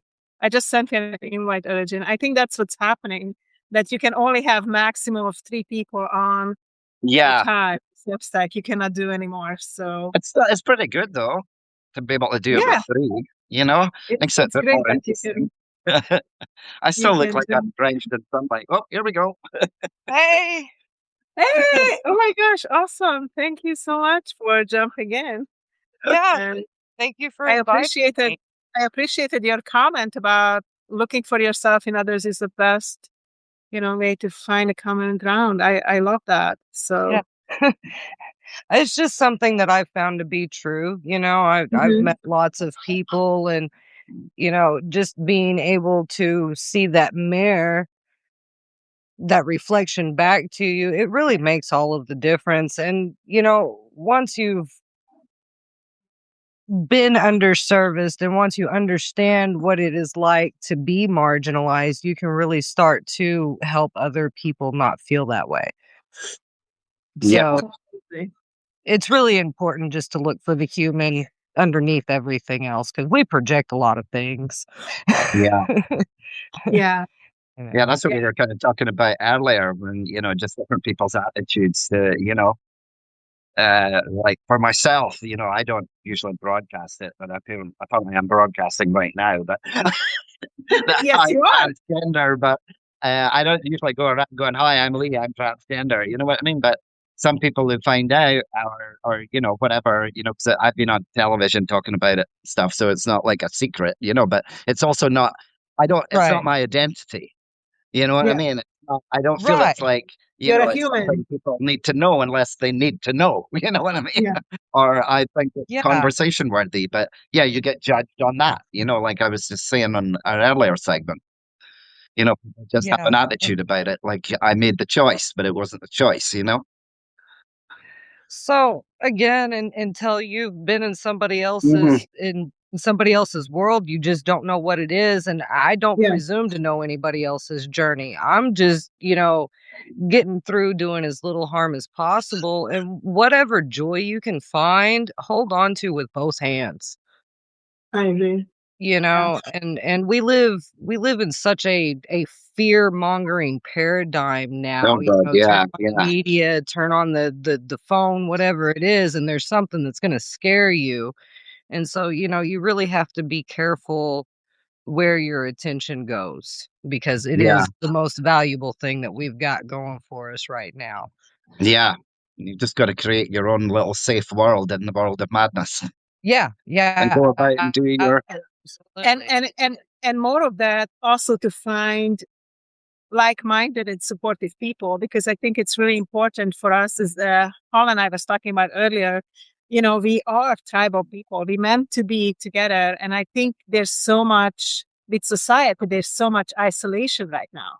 So it's also Mhm. important to find people who you can connect with and support each other in all this madness that society is right now. So, Yeah, it makes all of the difference in the world just to be able to find those reflections and those moments of humanity. It makes all of the difference in the world for you as Mhm. the yeah, consciousness experiencing it, because if you are what you eat, then you are what you think, and you are that projection, and you have to be very mindful of what you're projecting onto other people. Yeah, so yeah, it's much better to project the kindness Yeah. than anything else. I do believe that it comes back. What you put out to the world, it comes back to you. Yeah, So, absolutely. It Mommy, it does. Mommy just always did not want it. Yeah, and I'll take care of it. Just No, oh, okay, shoo.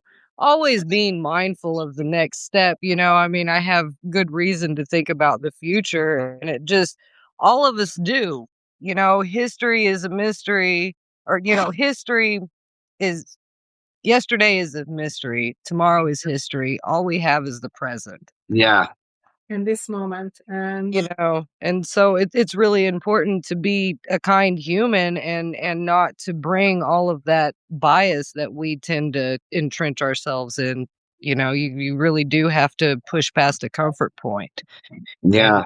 and be able to look at someone that does make you feel uncomfortable about yourself and go, okay, well, what is it within me that I'm Oh, yeah. uncomfortable with that I can't accept in this other person?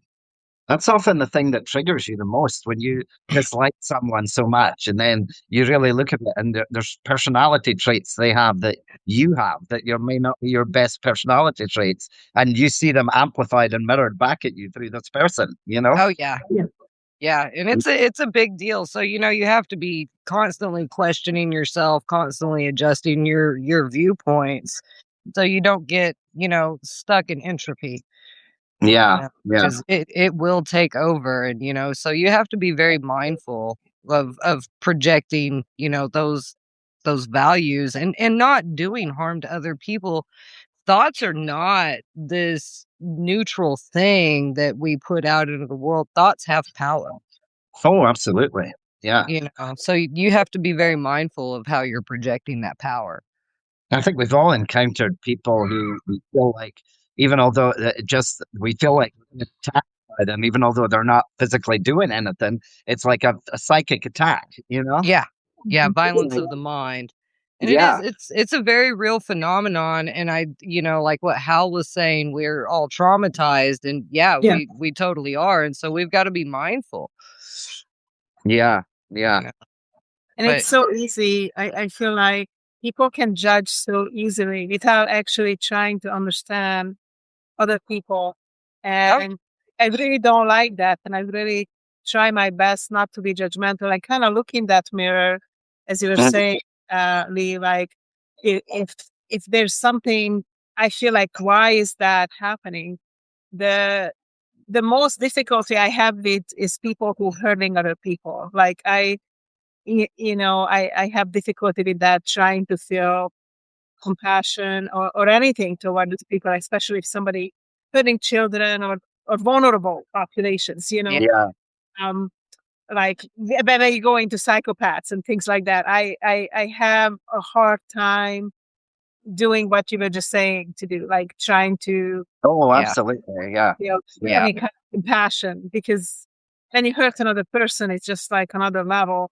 But Right. aside from that, I try to look at the You don't human see that? person, Yeah. like accept for them who they are. Right. Yeah. And in that moment, that's when you're disconnected from your humanity, you know, and it's because they've done truly horrific things, and it's very hard to find compassion for that. But you Yeah. know, if you have to be able to find that compassion, because then if you've lost that, then you've lost that compassion for yourself, because nobody sets out to be the bad guy, and everybody thinks that they're the hero in their own story. But if you're withdrawing compassion here, then you won't have it there when you need it the most. Yeah. Yeah. So, Yeah. that's really where the breakthrough is finding that forgiveness for the human. Yeah. Underneath all of the terrible things, you really have to find that compassion for yourself. And I many times wondered what happened to them, what kind of trauma must have Right. happened. They have to go Yeah. through that to feel anything, to hurt Right. themselves or another person. Yeah. That that is, yeah. It's like the old saying, hurt people hurt people. What was it? What is it? You guys, I know you know what I mean. It's like Yeah. it's almost hurt people hurt. What am I trying to say here? Well, harm perpetuates harm. Yeah. And if you had things done to you as a young person with no defense, then you might perpetrate that in your Yeah. adult life because that's what you grew up with as normal. Yeah. Yeah. Yeah. It's whatever you see as normal Yeah. And behavior. right. And so it's really hard to find compassion for that. But I mean, we have to, I talk about taking your humanity with you everywhere you go. And you really do Yeah. have to keep that in mind and not become the monster, hmm you And know? not take an example. I don't know for some reason that I don't know why this is integrated. But for some reason, the TV show, I don't know if you saw it, Big Little Lies with Nicole Kidman and Peter Sarsgaard, and I think Reese Witherspoon was in it as well. Uh-huh. And it was like and Kerry Washington was in it. It was like a psychological thriller, and it was the husband who they had the perfect. They were in, I can't remember the name of the place. It was where they had the big festival. I can't remember. It's like a kind of Woodstock, but it wasn't Woodstock. It was in California, right? So it was Okay. California Woodstock. I can't remember what the name of the place is, but the father was they had the perfect marriage, Nicole Kidman and the Peter Sarsgaard, but behind the scenes he was beating her, and he was a Oh yeah. and it was just a case of, and she was trying to get away from him and everything like this, but everybody thought they had the perfect marriage in the Yeah. outside community, and it was when he grabbed her in front of her son, and he would do that, he would hit her. Well, when she angered her son one time, he grabbed her, and she was immediately thinking, you're not I mean, you're learning that from your father. That is not okay behavior. And she lost her shit on the kid. You know what I mean? Because Right. she could see that because he had witnessed the father beating the mother repetitively, Yeah. he thought that was how, you know? So when something displeases her, he beats the person, and he was Right. getting in trouble for beating up kids in school as well. Mhm. Because that Yeah. was a learned behavior. Monkey see, monkey do. Yeah. Yeah, I mean, kids do learn things from the parents, so if that's Mhm. what they see, that they think that's normal when it's Yeah. not. Yeah. And our normal is not someone else's normal, and normal in and of itself is kind of very misleading, actually. So, it just, we have to use our critical thinking and our judgment, and we really have to look for the humanity and the truth in everybody, Yeah. and and Carl Jung talks about doing shadow work, and I think that that's really important, to acknowledge that we are flawed, and not be just like so judgmental of other people that we're suffering from the same shortcomings. What You is know? going on in the I love background? all the background noises that's coming from your origin, and your camera is off, so we can't see what's happening. But What can is you tell us happening? what's happening in the Like background with the twins or rooster and the kids? Sorry, it's my phone is, like I said, when in the chat, I've got my phone's gonna drop off any second now. Okay. I have a homestead and my kids are running around, and yeah, it sounds like a lot. Your video is That's frozen, great. but you can hear everything going on in the background. yeah, Yeah, it's just sorry. so mysterious because we can't see it, but we can hear all the sounds. What's Well, happening? that's It's like a fun. Hollywood sound effect factory going on there. Yeah, I can't even see my screen. I'm like, what the heck? Sorry. This is my life, guys, But we completely prevail. We unedited. carry Like, on. The show there must you go go. on. It's Well, I funny. appreciate you joining us anyway. With Yeah, all the no, stuff thank going you. on. Yeah, thank you guys so much. And I guess I'm gonna drop off now. And I really appreciate y'all inviting me on. I'll be podcasting Sunday. If you're interested in joining, just hop on with me. Yeah, I'll Okay. definitely enjoy it. I'll definitely watch at least on Sunday. I All try and right. catch it on Sundays. It's my one day off, so I try and catch it on Sundays. Yeah, wonderful. And nice to meet you, Origin, and see you in person. Thank you so much for joining, and looking forward to connect in the future as well. Bye. I think she's gone. Yeah, All right, it's you and me. So, it's again. I don't know what you interest. I mean, we haven't met before. This is the first time we met through Yeah. which is kind of cool. I really like this, how we like jump in and Yeah, I've seen you on different those people. broadcasts before, and I've watched a couple of the broadcasts. I just don't always have it's always like in the middle of the day when when we have patients and things. We have a telemedicine practice, so it's not like we have patients, although we do sometimes have the odd patient come into the apartment thinking it's an office. Yeah, But yeah, it's telemedicine. So right now, this is like a no patient day today. I just have we're learning the billing, which is not easy. yeah, So we're doing the whole billing thing, and we've got a billing call at I think 4 o'clock this afternoon. But we only had one patient today, so that wasn't too bad. Some days are just crazy. It's back to back, yeah. But I can imagine. So, as somebody who worked in healthcare for 30 years, I can definitely yeah. know know about that. So, I don't know if you want to share a little bit about what you do or what you guys doing or anything like Well, that. what we do and what I do are two different things, but Okay, that's fine. what Either we way, do. whatever you want to share. What we do is we have a pretty comprehensive practice. We do aesthetics.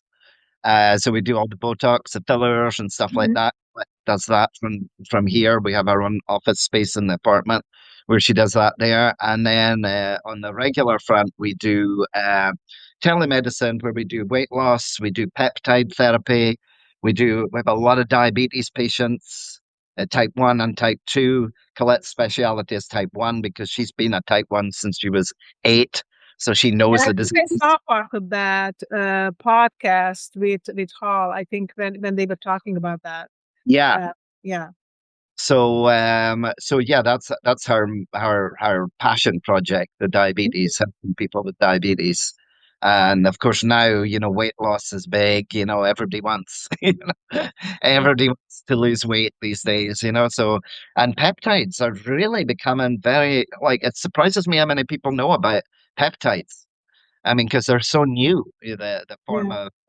of, medicine. But I mean, they do work. They definitely. Funnily enough, I was talking about my ankle. I used what they call the Wolverine blend for Okay. it's a TB 500 and BPC 157. And I tried it on my ankle because I was a little, because peptides to me go way back to the bodybuilding days when you were seeing Yeah. all these massive guys saying that they used natural peptides, they weren't using steroids, and you knew they were using steroids. You know what I mean? So to me, peptides were just that's what they tell you, but they don't want to tell you what they're really doing. So I was a Mhm. little skeptical about them, but I tell you, within a couple of weeks, I felt my ankle getting stronger. And it was the craziest thing because it wasn't even psychological because everything in me was saying, this isn't going to work. This isn't going to work. Mhm. But it really did help. I mean, I didn't go on an intensive course. I did it twice. But whether that was, I think that was definitely the springboard to get better because it Okay. speeds up ligament healing, tendon healing. It can speed up, it can help with bone, and it brings down inflammation, So it does a lot, but they're still technically research peptides. They're not FDA So approved. how did that work? You want to share with the people who might not know about this, like how you put the medicine in, how it Yeah, works, how you figure out which one, how you get access to it, like just a there's little bit so for many. I people who mean, don't know. that would really be Colette's place to go into them in depth Yeah. because she's the expert on them and she's done all the courses. I just assist them Just from there. what you know, like how But it just from works. what I know, I mean, there are peptides that are for the skin, for hair, just on a beauty level, if you like. Yeah. There's like GHKCU helps collagen production. It helps with hair loss. It helps with fine lines and wrinkles. The one that I told you is the one that even people that aren't familiar with peptides have often heard of BPC 157 because it gets a lot of press and you see ads for it everywhere. And that's one of the main healing ones. There's also ones that work in a psychological. We've had patients who have had but conditions like I'm not saying they're substitutes for conventional medicine Yeah, for I mental understand. illness, obviously, but just like for depression and maybe just ADHD, things like that, and they found certain peptides have helped them, and they felt better than they had in years. We had one woman come to us with major stomach issues, always had IBS, always had irritable bowel syndrome. For anybody watching that doesn't know, always had difficulties with digestion, GERD as well. And she went on this. Colette put her on a couple of different peptides, and she said, "This stuff is amazing. I have never felt this good ever." It's like everything. She didn't get bloated anymore. It was just, I've seen cases like that, so it's hard to say. It's hard to question them when you've seen it in real life. And Of course, how you take the peptides. you take them there, you use an insulin syringe. So Okay. you're using units on an insulin syringe, just tiny amounts. When you buy them, you get a small amount of powder in a little bottle, Mm-hmm. and then you just add usually 1 ml or 2 mls of bacteriostatic water, and you don't shake it or anything. You just let it. When you put the needle when you pull back the needle and put it into the bottle, the needle, it's funny, the needle just gets sucked into the bottle. The syringe just Because of plungers. the vacuum. Mm-hmm. Yeah. Yeah. And then the water is dispersed in there. And then you just leave it to settle. And then you're injecting maybe like 5 to 8 units. I mean, even a lot of the weight loss drugs, although they're trying to clamp down on peptide companies doing them now in compounding pharmacies, a lot of people have stopped doing them. But it's just, there's certain ones that aren't available publicly yet, like retaglutide, which is far faster at weight loss than semaglutide, which is Ozempic, or Monjaro, which is tirzepatide. Monjaro and Zepbound are both tirzepatide. Ozempic and Wegovy are both semaglutide. They're GLP-1 agonists, whereas the tirzepatide have 3 arms on them. So they're more effective, but retaglutide is a step above even that. But it's not. I think they're bringing it out on the market this year, and then they'll try and clamp down on all the places that are selling it, in compounded pharmacies. Because Mm-hmm. right now, the only place you can get it is a compounded pharmacy because it's not available yet. But that one it has a built-in glucagon, so it stops your blood sugar going too low. If you're not eating properly, it stops the low blood sugars. But those drugs now, Colette and I did a podcast on it. We do our own little podcast, Bio Rebels, every other Sunday or whenever we can fit the time in. And those, the funny thing with the weight loss drugs is that they do so much more than just help people lose weight. In the future, there's going to be that. I mean, they can even be used in major health conditions. I mean, and also in addiction Oh, that's because wonderful. they've actually found that people, like, if they're alcoholics, they drink less. They no longer feel like the need to drink. Even silly things like they even mention shopping addictions, which is trivial, but maybe not for some people. You know what I mean? As some Trivial people to get us, but into, a real issue yes, for somebody. I had a Uh, friend who had to freeze her credit cards because literally she put them in a freezer, like as a shield, because otherwise she would just could not yeah, resist to buy more it's things. impulse. And these drugs cut back the impulse because the impulse that Mhm. makes you want to eat is associated with all compulsive order. It's even Yeah. biting your nails. They've stopped people biting their nails. They've stopped people who've been addicted to cocaine. They've given it up because they no longer feel the need. So there's a huge area now being looked into. At one point, they looked into sleep apnea because Mhm. they find it's helping people with sleep apnea. The original, the Ozempic and the Wegovy, they were helping people with sleep apnea. So then they made the drug companies got ahead of this, and now they're making it a requisite for getting these drugs. Yeah, you can need to lose weight, but if you have sleep apnea, you'll get the drug.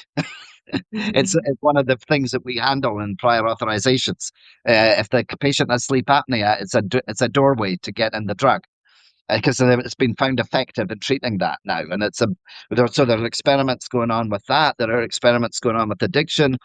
There are experiments going on with health conditions. Even some cancers regress on them. Mhm. They can protect the kidney, and people who are diabetic, they can protect the kidney.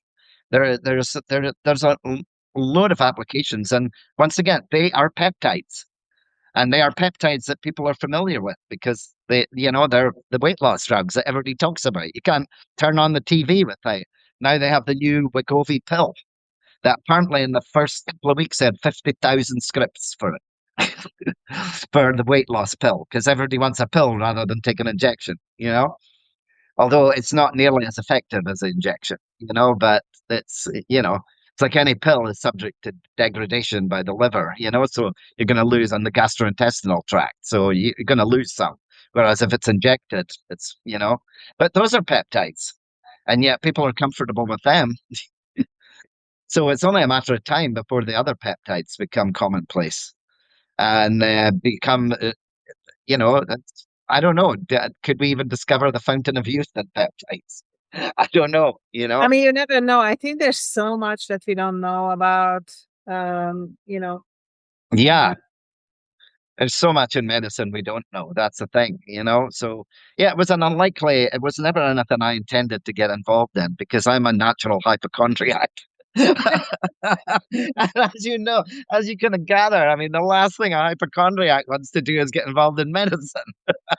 Because I don't know how my hypochondria seems to be so much better these days, and yet I'm exposed to so many different conditions that I could quite easily think, I was thinking the same thing. I had that last week. That would have been the old me. It's funny you should say that, but I felt like that too. So, but it was not my, if I was to go into anything other than music, which I went into, it would have been law. I've always been fascinated by law. And probably not smart enough to be a lawyer because you could have memorized so many things and know so many different torts and laws. And oh my God, I did law on a basic level at college, but not to mhm. the point of being, it was law as part of a business diploma. But I enjoyed the law part. I didn't enjoy the accounting part because my brain does not run on numbers. Mhm. I I have real problems. And you could tell me a number and I'll ask you a minute later. What was that again? Because I've forgotten it. It was $22.50. Okay. 20 you know what I mean? What did you, 21? Oh, 22. Okay. You know what I mean? I'm really bad with that. I can do basic arithmetic, obviously, but as far as I see, like, so that's the thing that gets me with the peptides. It is very much so that's why I leave all the dosing. When anybody has a dosing question, I say, Colette will tell you because Yeah. it's like how many milligrams and how many units, Yeah. how many milligrams of bacteriostatic water do you add? How many units do you draw? I would be like, no, don't ask me. I don't know, so ask Colette the dosing on it. But yeah, so that's primarily what we do. But myself is I became a music journalist from leaving school. Oh, So wonderful. I wrote my own music column at 16. Oh, nice. I got a hold of we used to have a free weekly newspaper in the little village in Scotland that I grew up in. And there was this guy, I think he was a school teacher, actually. I think he was a school gym teacher or something. And he used to write a weekly music column called Sounds Around in the weekly free music paper.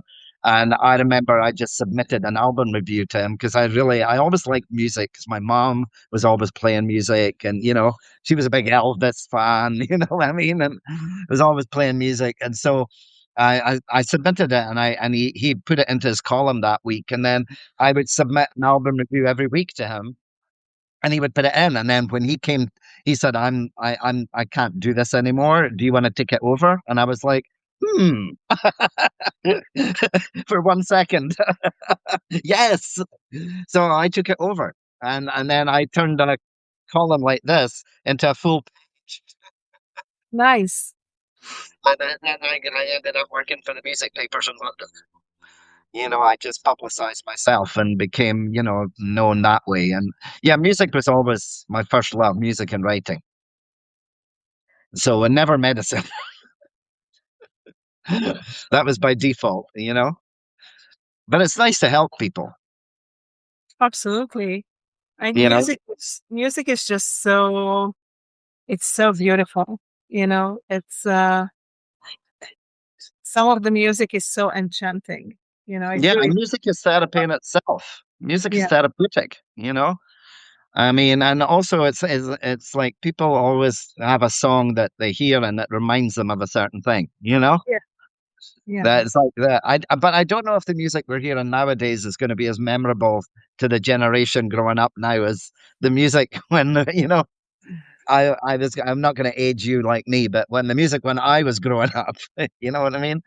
And where you can still hear, for example, I could be walking in a supermarket and I can hear Carly Simon, "You're So Vain," and Mhm. it'll sound like a new song.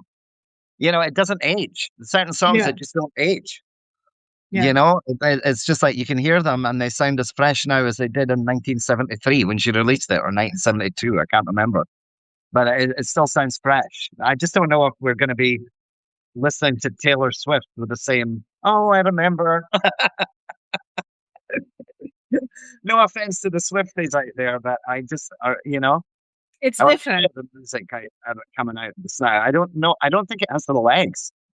I don't think it has a longevity. I mean, let's face it, we're digging into back catalogue now, and people are hearing songs that I think, "Oh, wow, this is new," and then they'll hear, "Oh, Billie Holiday released that in 1927 or something," and they'll think it's a new song because it's a new song to them. Yeah, yeah. It's like we're regurgitating old songs because we kind of run out of, new chord sequences and new. I don't know. I just don't. I don't know where music's going. I left the music industry in 1988, I think. I Mhm. was in it from 1974 to 1988, about maybe 1976. Yeah, maybe 1976 to 1988, 89 when I left because it was starting to it was all rap and house, and I never Mhm. liked that kind of music, so Yeah. I just left. But then I got back into it again a couple of years ago. I started doing little podcasts on Substack with people, and that were doing music that maybe weren't, because I knew it wasn't for me to get back into the big scene again. I had no way to get back into that again. I wasn't being delusional. I knew that if I was to get back into music again, it would have to be via independent bands, people that people hadn't heard of before, and bring them to the spotlight. Because nobody was going to give me an interview with Jennifer Lopez. You know what I mean? They said, "Oh yeah, sure. She's free. Yeah, who are you?" you know. So I got back into it through doing that. But it's all music and writing are my first loves. That sounds wonderful. Music is, yeah. I mean, I talked about before, but music really saved my life. I mean, it saved my brain when I had my injury last year. Yeah. Occupational therapist recommended to do music therapy, and I was tested for it. So I used modulated music, of composers like Beethoven and Vivaldi and certain Mozart, and it literally, truly rewired my brain so I could be functional again. And Wow. it's like I could say that music saved my life, because I would not be here and I would not be talking and acting the way I am today if that was not possible. Yeah. So I'm very grateful for the music that Yeah. my brain recovered. Yeah. No, that's fascinating. Yeah, I know that the music therapy is a thing. I mean, even sound healing. People that do the sound healing with the singing bowls and everything. I have Is one that of those too. Yeah. frequencies? Yeah. Yeah. I mean, I just don't have the patience to lie and listen to it. I'd be Now, like, and some of those are also like overplayed, because with everything, there's only like 5-10 minutes is actually enough. You don't need to listen to yes, you don't need for to be. hours and hours, because you just need to find, and each of us resonates with certain frequencies. So maybe low our frequencies are comfortable for you, but you have to find what is comfortable for you. Yeah. So I don't do it often, but when I do it, I just do it usually for a few minutes. I think I did a few little videos about it. I even thought it would be super cool to go out to the ocean and read by the ocean. Oh, yeah. I was thinking about it because the waves and the wind are Yeah. too loud by the ocean. So it's kind of Yeah. didn't work out as well as I planned. But Yeah. yeah, It's I like love people like to hearing listen to properties. rainforests to sleep, the noise of rainforests and things like Yeah. that. Fall asleep to. Yeah, I had It's a like, friend who did that all the time. For me, the quiet is the best to sleep. But I do love the natural music of birds in the forests, yeah. especially as in the morning when you wake up and you start to Oh, hear yeah. birds. It's one thing you don't hear in New York much is the birds. It was funny because during COVID, all of a sudden you heard the birds again in the Yeah. city because there was nothing. There was no cars. There was nothing. The city was deserted, And once you heard the birds for the first time, you know what I mean? Because They come back. yeah, they're drowned out most of the time. But no, it's another thing you don't see stars. Maybe you'll see a couple of stars. And yeah, not that I go back just for the stars or not. You know what I mean? I remember when I came from in Scotland, it was like, I mean, I'm sure in many places, it's like you look up and the sky is full of stars every night. Beautiful. Yeah. There were some nights it was just like I'll put like a blanket of stars, But here, if I see two stars, I remember the first time I came to this apartment and I stayed over and I noticed out of the window at night. I remember saying to Colette, I said, "Colette, there's stars." And she said, "What are you talking about?" From your window, you can see stars. You know what I mean? That's the first time I'd seen stars since I moved to New York. You know what I mean? I was like, I saw 3 stars. I You feel don't very see grateful that because of all from the where light. I live, I see lots of stars. Yeah, the light pollution in the city, you just don't see them at all. I don't understand the so many lights on, like especially in empty office buildings. But Yeah, I never understood why so many lights need to be on. yeah. I mean, I think the ones high up are on in case of any low-flying aircraft. You know what I mean? They can see the lights of the buildings. So not to fly too low as they're coming into the airports that's around us. But I don't know. I mean, that's just that I know they have the little lights on top. Yeah, Some yeah. tall buildings. Like that's why there's the stem on the Empire State Building. It's like you're flying too low. I mean, I understand those, but just like, Yeah, yeah, just having. I know. I mean, they're not fooling anybody in there and stopping somebody trying to, burgle you or something. I think they think you've gone home at 3 in the morning. You know what I mean? yeah, I don't know. I don't think they think they're working there. But But so I'm just you said you trying were to have from Scotland, right? Which yeah, part of Scotland? the northeast, a little fishing village in the northeast. So I don't know if you're familiar with Scotland at all, but Aberdeen. Yeah. It's about I think it's about 60, 70 miles north of Aberdeen. Okay. All So right. I was born in Aberdeen. That's like I claim my claim to fame, like Annie Lennox. We were born in the same place. Oh, Because that's right. I took a friend to see Annie Lennox when she was at Cooper Union a few months ago, and she said to me, she said the minute she opened her mouth, she said, "I looked at you," and I went, "That's the same place." So the first time I heard your accent on somebody else. Yeah, I think it was 3 years ago in the summer when we went to Scotland, and Yeah. I love that it was Which part? beautiful. Which part did you go to? We Which kind part? of actually went like a big like round, and we went into the Isles, and then came Okay. back the Isle of Skye. We went out, so Uh-huh. we started at Edinburgh, and then kind of did a loop, and My then mother was from came Edinburgh. back. Yeah, and We used to go to Edinburgh every summer for the holidays.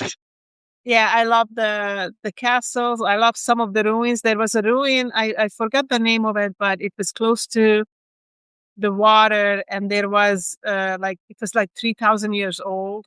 Yeah. And it was one of these like circular Yeah. houses in the ground, and I Uh, remember just sitting there, and I just felt so connected to that place. It was so beautiful. Like I didn't want to leave, but of course they had to leave. But yeah. I kind of felt the people, the history, Yeah. yeah, it was amazing. Yeah. No, there's a lot of like ruins there. There's Urquhart Castle was on one of them that was pretty ruined, and we used to have one near us, Duffus Castle, which was just we used to go there sometimes as kids and hang out there. It's just because and then there was the Elgin Cathedral, which is quite famous in folklore because it was burned down by somebody called I think it was the Wolf of Badenoch.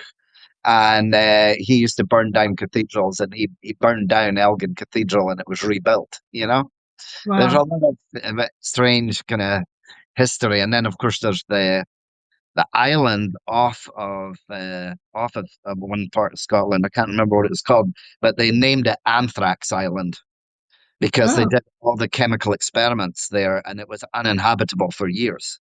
And oh, somebody went in and tried to clean it up. And a friend of mine, Malcolm McWatt, he does songs about it on one of his albums. He has a song about Anthrax Island, and he has a song about the Wolf of Badenoch as well.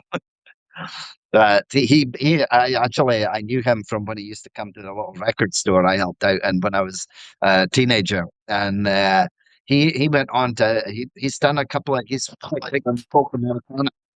Uh-oh. Here comes trouble. I'm back. welcome back. Where are you? Hey, Where are you? World's I'm longest on podcast. Connecticut Avenue. This is the DuPont Circle area of Connecticut Avenue, and right by Mimosa Salon. Okay. Oh, how about Stay that? away. Yeah, this is there are all We were kinds of just businesses. talking about Scotland, Oh, cool. and talking about castles and ruins. And I was there a few years ago, and I loved that. And Lee was just sharing his experiences as growing up there. Now there's a castle-like place over here. See that? Oh Yeah. yeah. Yeah, that's a pretty fancy building. It was in Captain America: Winter Soldier. If you ever saw that movie, that's the apartment Tools building he I did. lived in. Steve Rogers lived in there, supposedly. Anyway, Nick Fury got shot in there. So I just finished my interview at Daily Provisions. They're going to have me do a trail on Monday from 10 to 1. That's about 3 hours of trailing Okay. around. And I don't know if I don't trip over my feet, maybe I'll be all right. Then I Sounds have a good. white Well, shirt. we are I'm we gonna are go rooting look. for you. Yes. Yeah, I mean, it'll be a good thing to have a paycheck that's regular, as Yeah. opposed to depending on my 22 subscribers, including my founding subscriber and chairman of my board of directors, Eric Knudsen. But yeah, my paid subscribers are most valued because they are my board of directors. Sometimes they actually try to direct me. That didn't go well. No, I can imagine. Yeah. Tell me to I bump my used to spaces. I We used to got be like that with some 145 people have been here. I know. It's and I don't even know how long you guys were on before I joined. This is what and we should call up the Guinness Book of Records. We could be having the world's longest podcast. Well, we are going for 2 hours and 5 minutes so far. Really? Oh my God. Yeah, well, if you need to wrap it up, this is Gabriella's. So when she's done, we're done. Yeah, Yeah, it's I like to it's say, 9:20. It's 9:20 over here in Hungary right well, now. Well, I'm so very it's happy to have you do yours this 3:20 time. I here. think that's really kind of cool. Yeah. And Lee, thank you for joining us too. Did you get anybody else to join, or did Origin not Yes, have time? yes. Yeah, she joined and then Yes. her camera froze. Yeah, it was really cool. She joined. We talked a little bit, and then her camera went off. But then we heard all kinds of funny the homestead in the Farmyard background, pigs noises. and roosters. And We could hear them more than her. What was it you heard? I couldn't hear.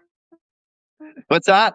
What was it you were hearing? I couldn't Well, hear. roosters and what I don't know, some farmyard animals of some Oh, kind. yes. Yes. She's got pigs. She's got roosters for cows, sure. chickens. Oh, wow. Rooster.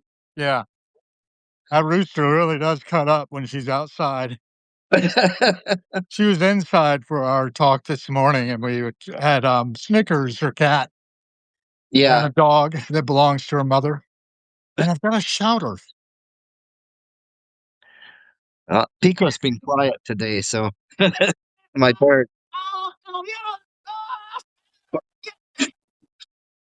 What's What's going happening over there, huh?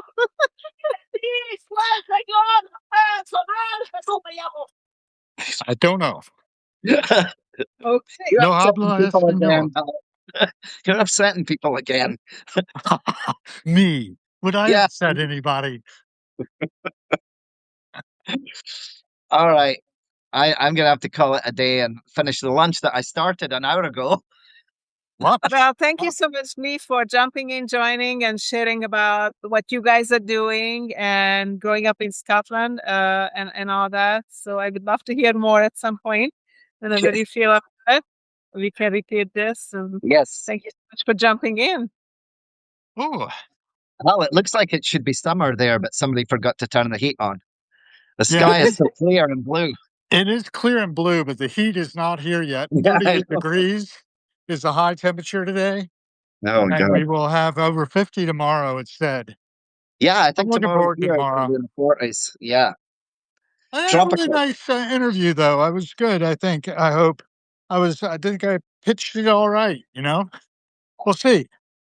But I think it's going to be weird waiting on my friends, who frequent this place and my enemies. I think it's going to be fun. I think it's going to be fun. And I'm sure you'll get the job. You're amazing. Why wouldn't you, right? Well, we'll see. And it isn't like I'm going to be making a mint on it, but I made a mint a while back, and I guess I can live on that for a while. We'll see. It's so dangerous in our culture, though. We're so attached to money, Yeah. and that was one of our themes, I think, wasn't it? Yeah. Yeah. We talked about that. Yeah. Yeah. Well, you ready to wrap up too, Gabriella? Whenever you guys are ready to give up, I can give up too. If you want to hang out, it's still here. I don't got any reason to go anywhere. I'm just walking. I think Lee wanted to eat his sandwich or whatever. I think Yeah. I have to finish my lunch. I put it in the microwave and see if I can resuscitate it in any way. And then I got that Bye, Lee. wonderful Until we see feeling. you next time. So, Thank you Yeah, so bye thanks for again, now. Lee. And give my best to all our mutual acquaintances. One of our mutual acquaintances is Patty Smith's daughter, Jessie. Okay. So I don't know her as well as Lee does, but Lee knows her pretty well, which is nice. It makes the world seem smaller and more intimate, you know. Absolutely. And he's It's a nice to character. build it's nice to build these connections and get to know people. Yeah, and I was thinking of trying to help them out here in DC, with Colette's business that she has, helping people. Yeah. And a lot of what they do is also involves using peptides. They're kind of Yeah, he was talking experimental. about that a little bit. Yeah. And Yeah. he was saying how it helped heal his ankle when he had an ankle injury too. You're right. So you did get into that. That's good. I'm glad. Glad you touched on it. It's a very Oh yeah, interesting field. I'm yeah. scared. I'm too scared to do it. You know? Hmm. I'm afraid that it'll cause, like, one of the things that apparently some people are saying is these peptides, they increase vascularity and also in tumors, if you happen to have a tumor. Yeah. But that's not good. Yeah, it can. And I think it's, I think each person can make a choice what is right for them. Right. And It's an individual thing, but a well-informed physician, I think, is yeah, needed. and you know what's right for you, and it might not be working for one person and another. I mean, Yeah, you can I make a laugh. choice. I laugh because I know what's good for me. I don't know. I don't know if that's true. Yeah, but you know your body the best and what you feel like it. And if you don't feel like this is something right for you to do, just don't do it. And if you Yep. feel like you try it, try it. It's Yep. Maybe. I don't know that I know what's best for me though. I need a team, to help me out. And I just don't know where my litter bearers are. That's an old joke I have, is that I would think I ought to have a sedan chair. And nobody's going to be carrying me around in my sedan chair. You but know what those are, right? it's also good to have a team around you who can inform you about stuff. So I mean, I sort of do. I mean, we do. We make our relationships with people one conversation at a time. And you've been so generous today with your time. First with with your what was the guy's name that you were interviewing earlier? Rue McHenry. Yeah. Well, that was very nice, and I was really impressed when you were telling me a little bit more about his story and things he went through. I mean, you would love him. He's amazing. Yeah. Yeah. It's noisy out here. I probably ought to let you go. You've been on the phone a long time today. But Yeah, thank you for that generosity. of course. And we'll do this again. Thank you so much for joining again, you know, and introducing me to Lee and Origin. That was great that they could jump in and share about themselves a little bit and stuff. Yeah. Yeah. We're all becoming one big happy family here. This is my place here. Oh, perfect. Well, welcome home. I am almost into the turn around so you can see the courtyard. Oh, There's the nice. courtyard. Got a Okay. little Japanese maple. We used to have a crab apple here, Mhm. but that died. It got too big and just had to be cut down. A rat had made its home underneath of its trunk. Oh, okay. That wasn't really good, but at least No. the rats are not in the house. But it's a pretty building. It is. It's built in 1904, so I don't think it's going anywhere. That's good. Historic now. I'll let you go. Thank you. Okay. All right. Bye now. We'll talk again soon. Okay. Take care. Thank you for everybody who joined us today. And have a great day, guys. Until next time. I don't see a leave button. You'll just have to leave and then I'll go away.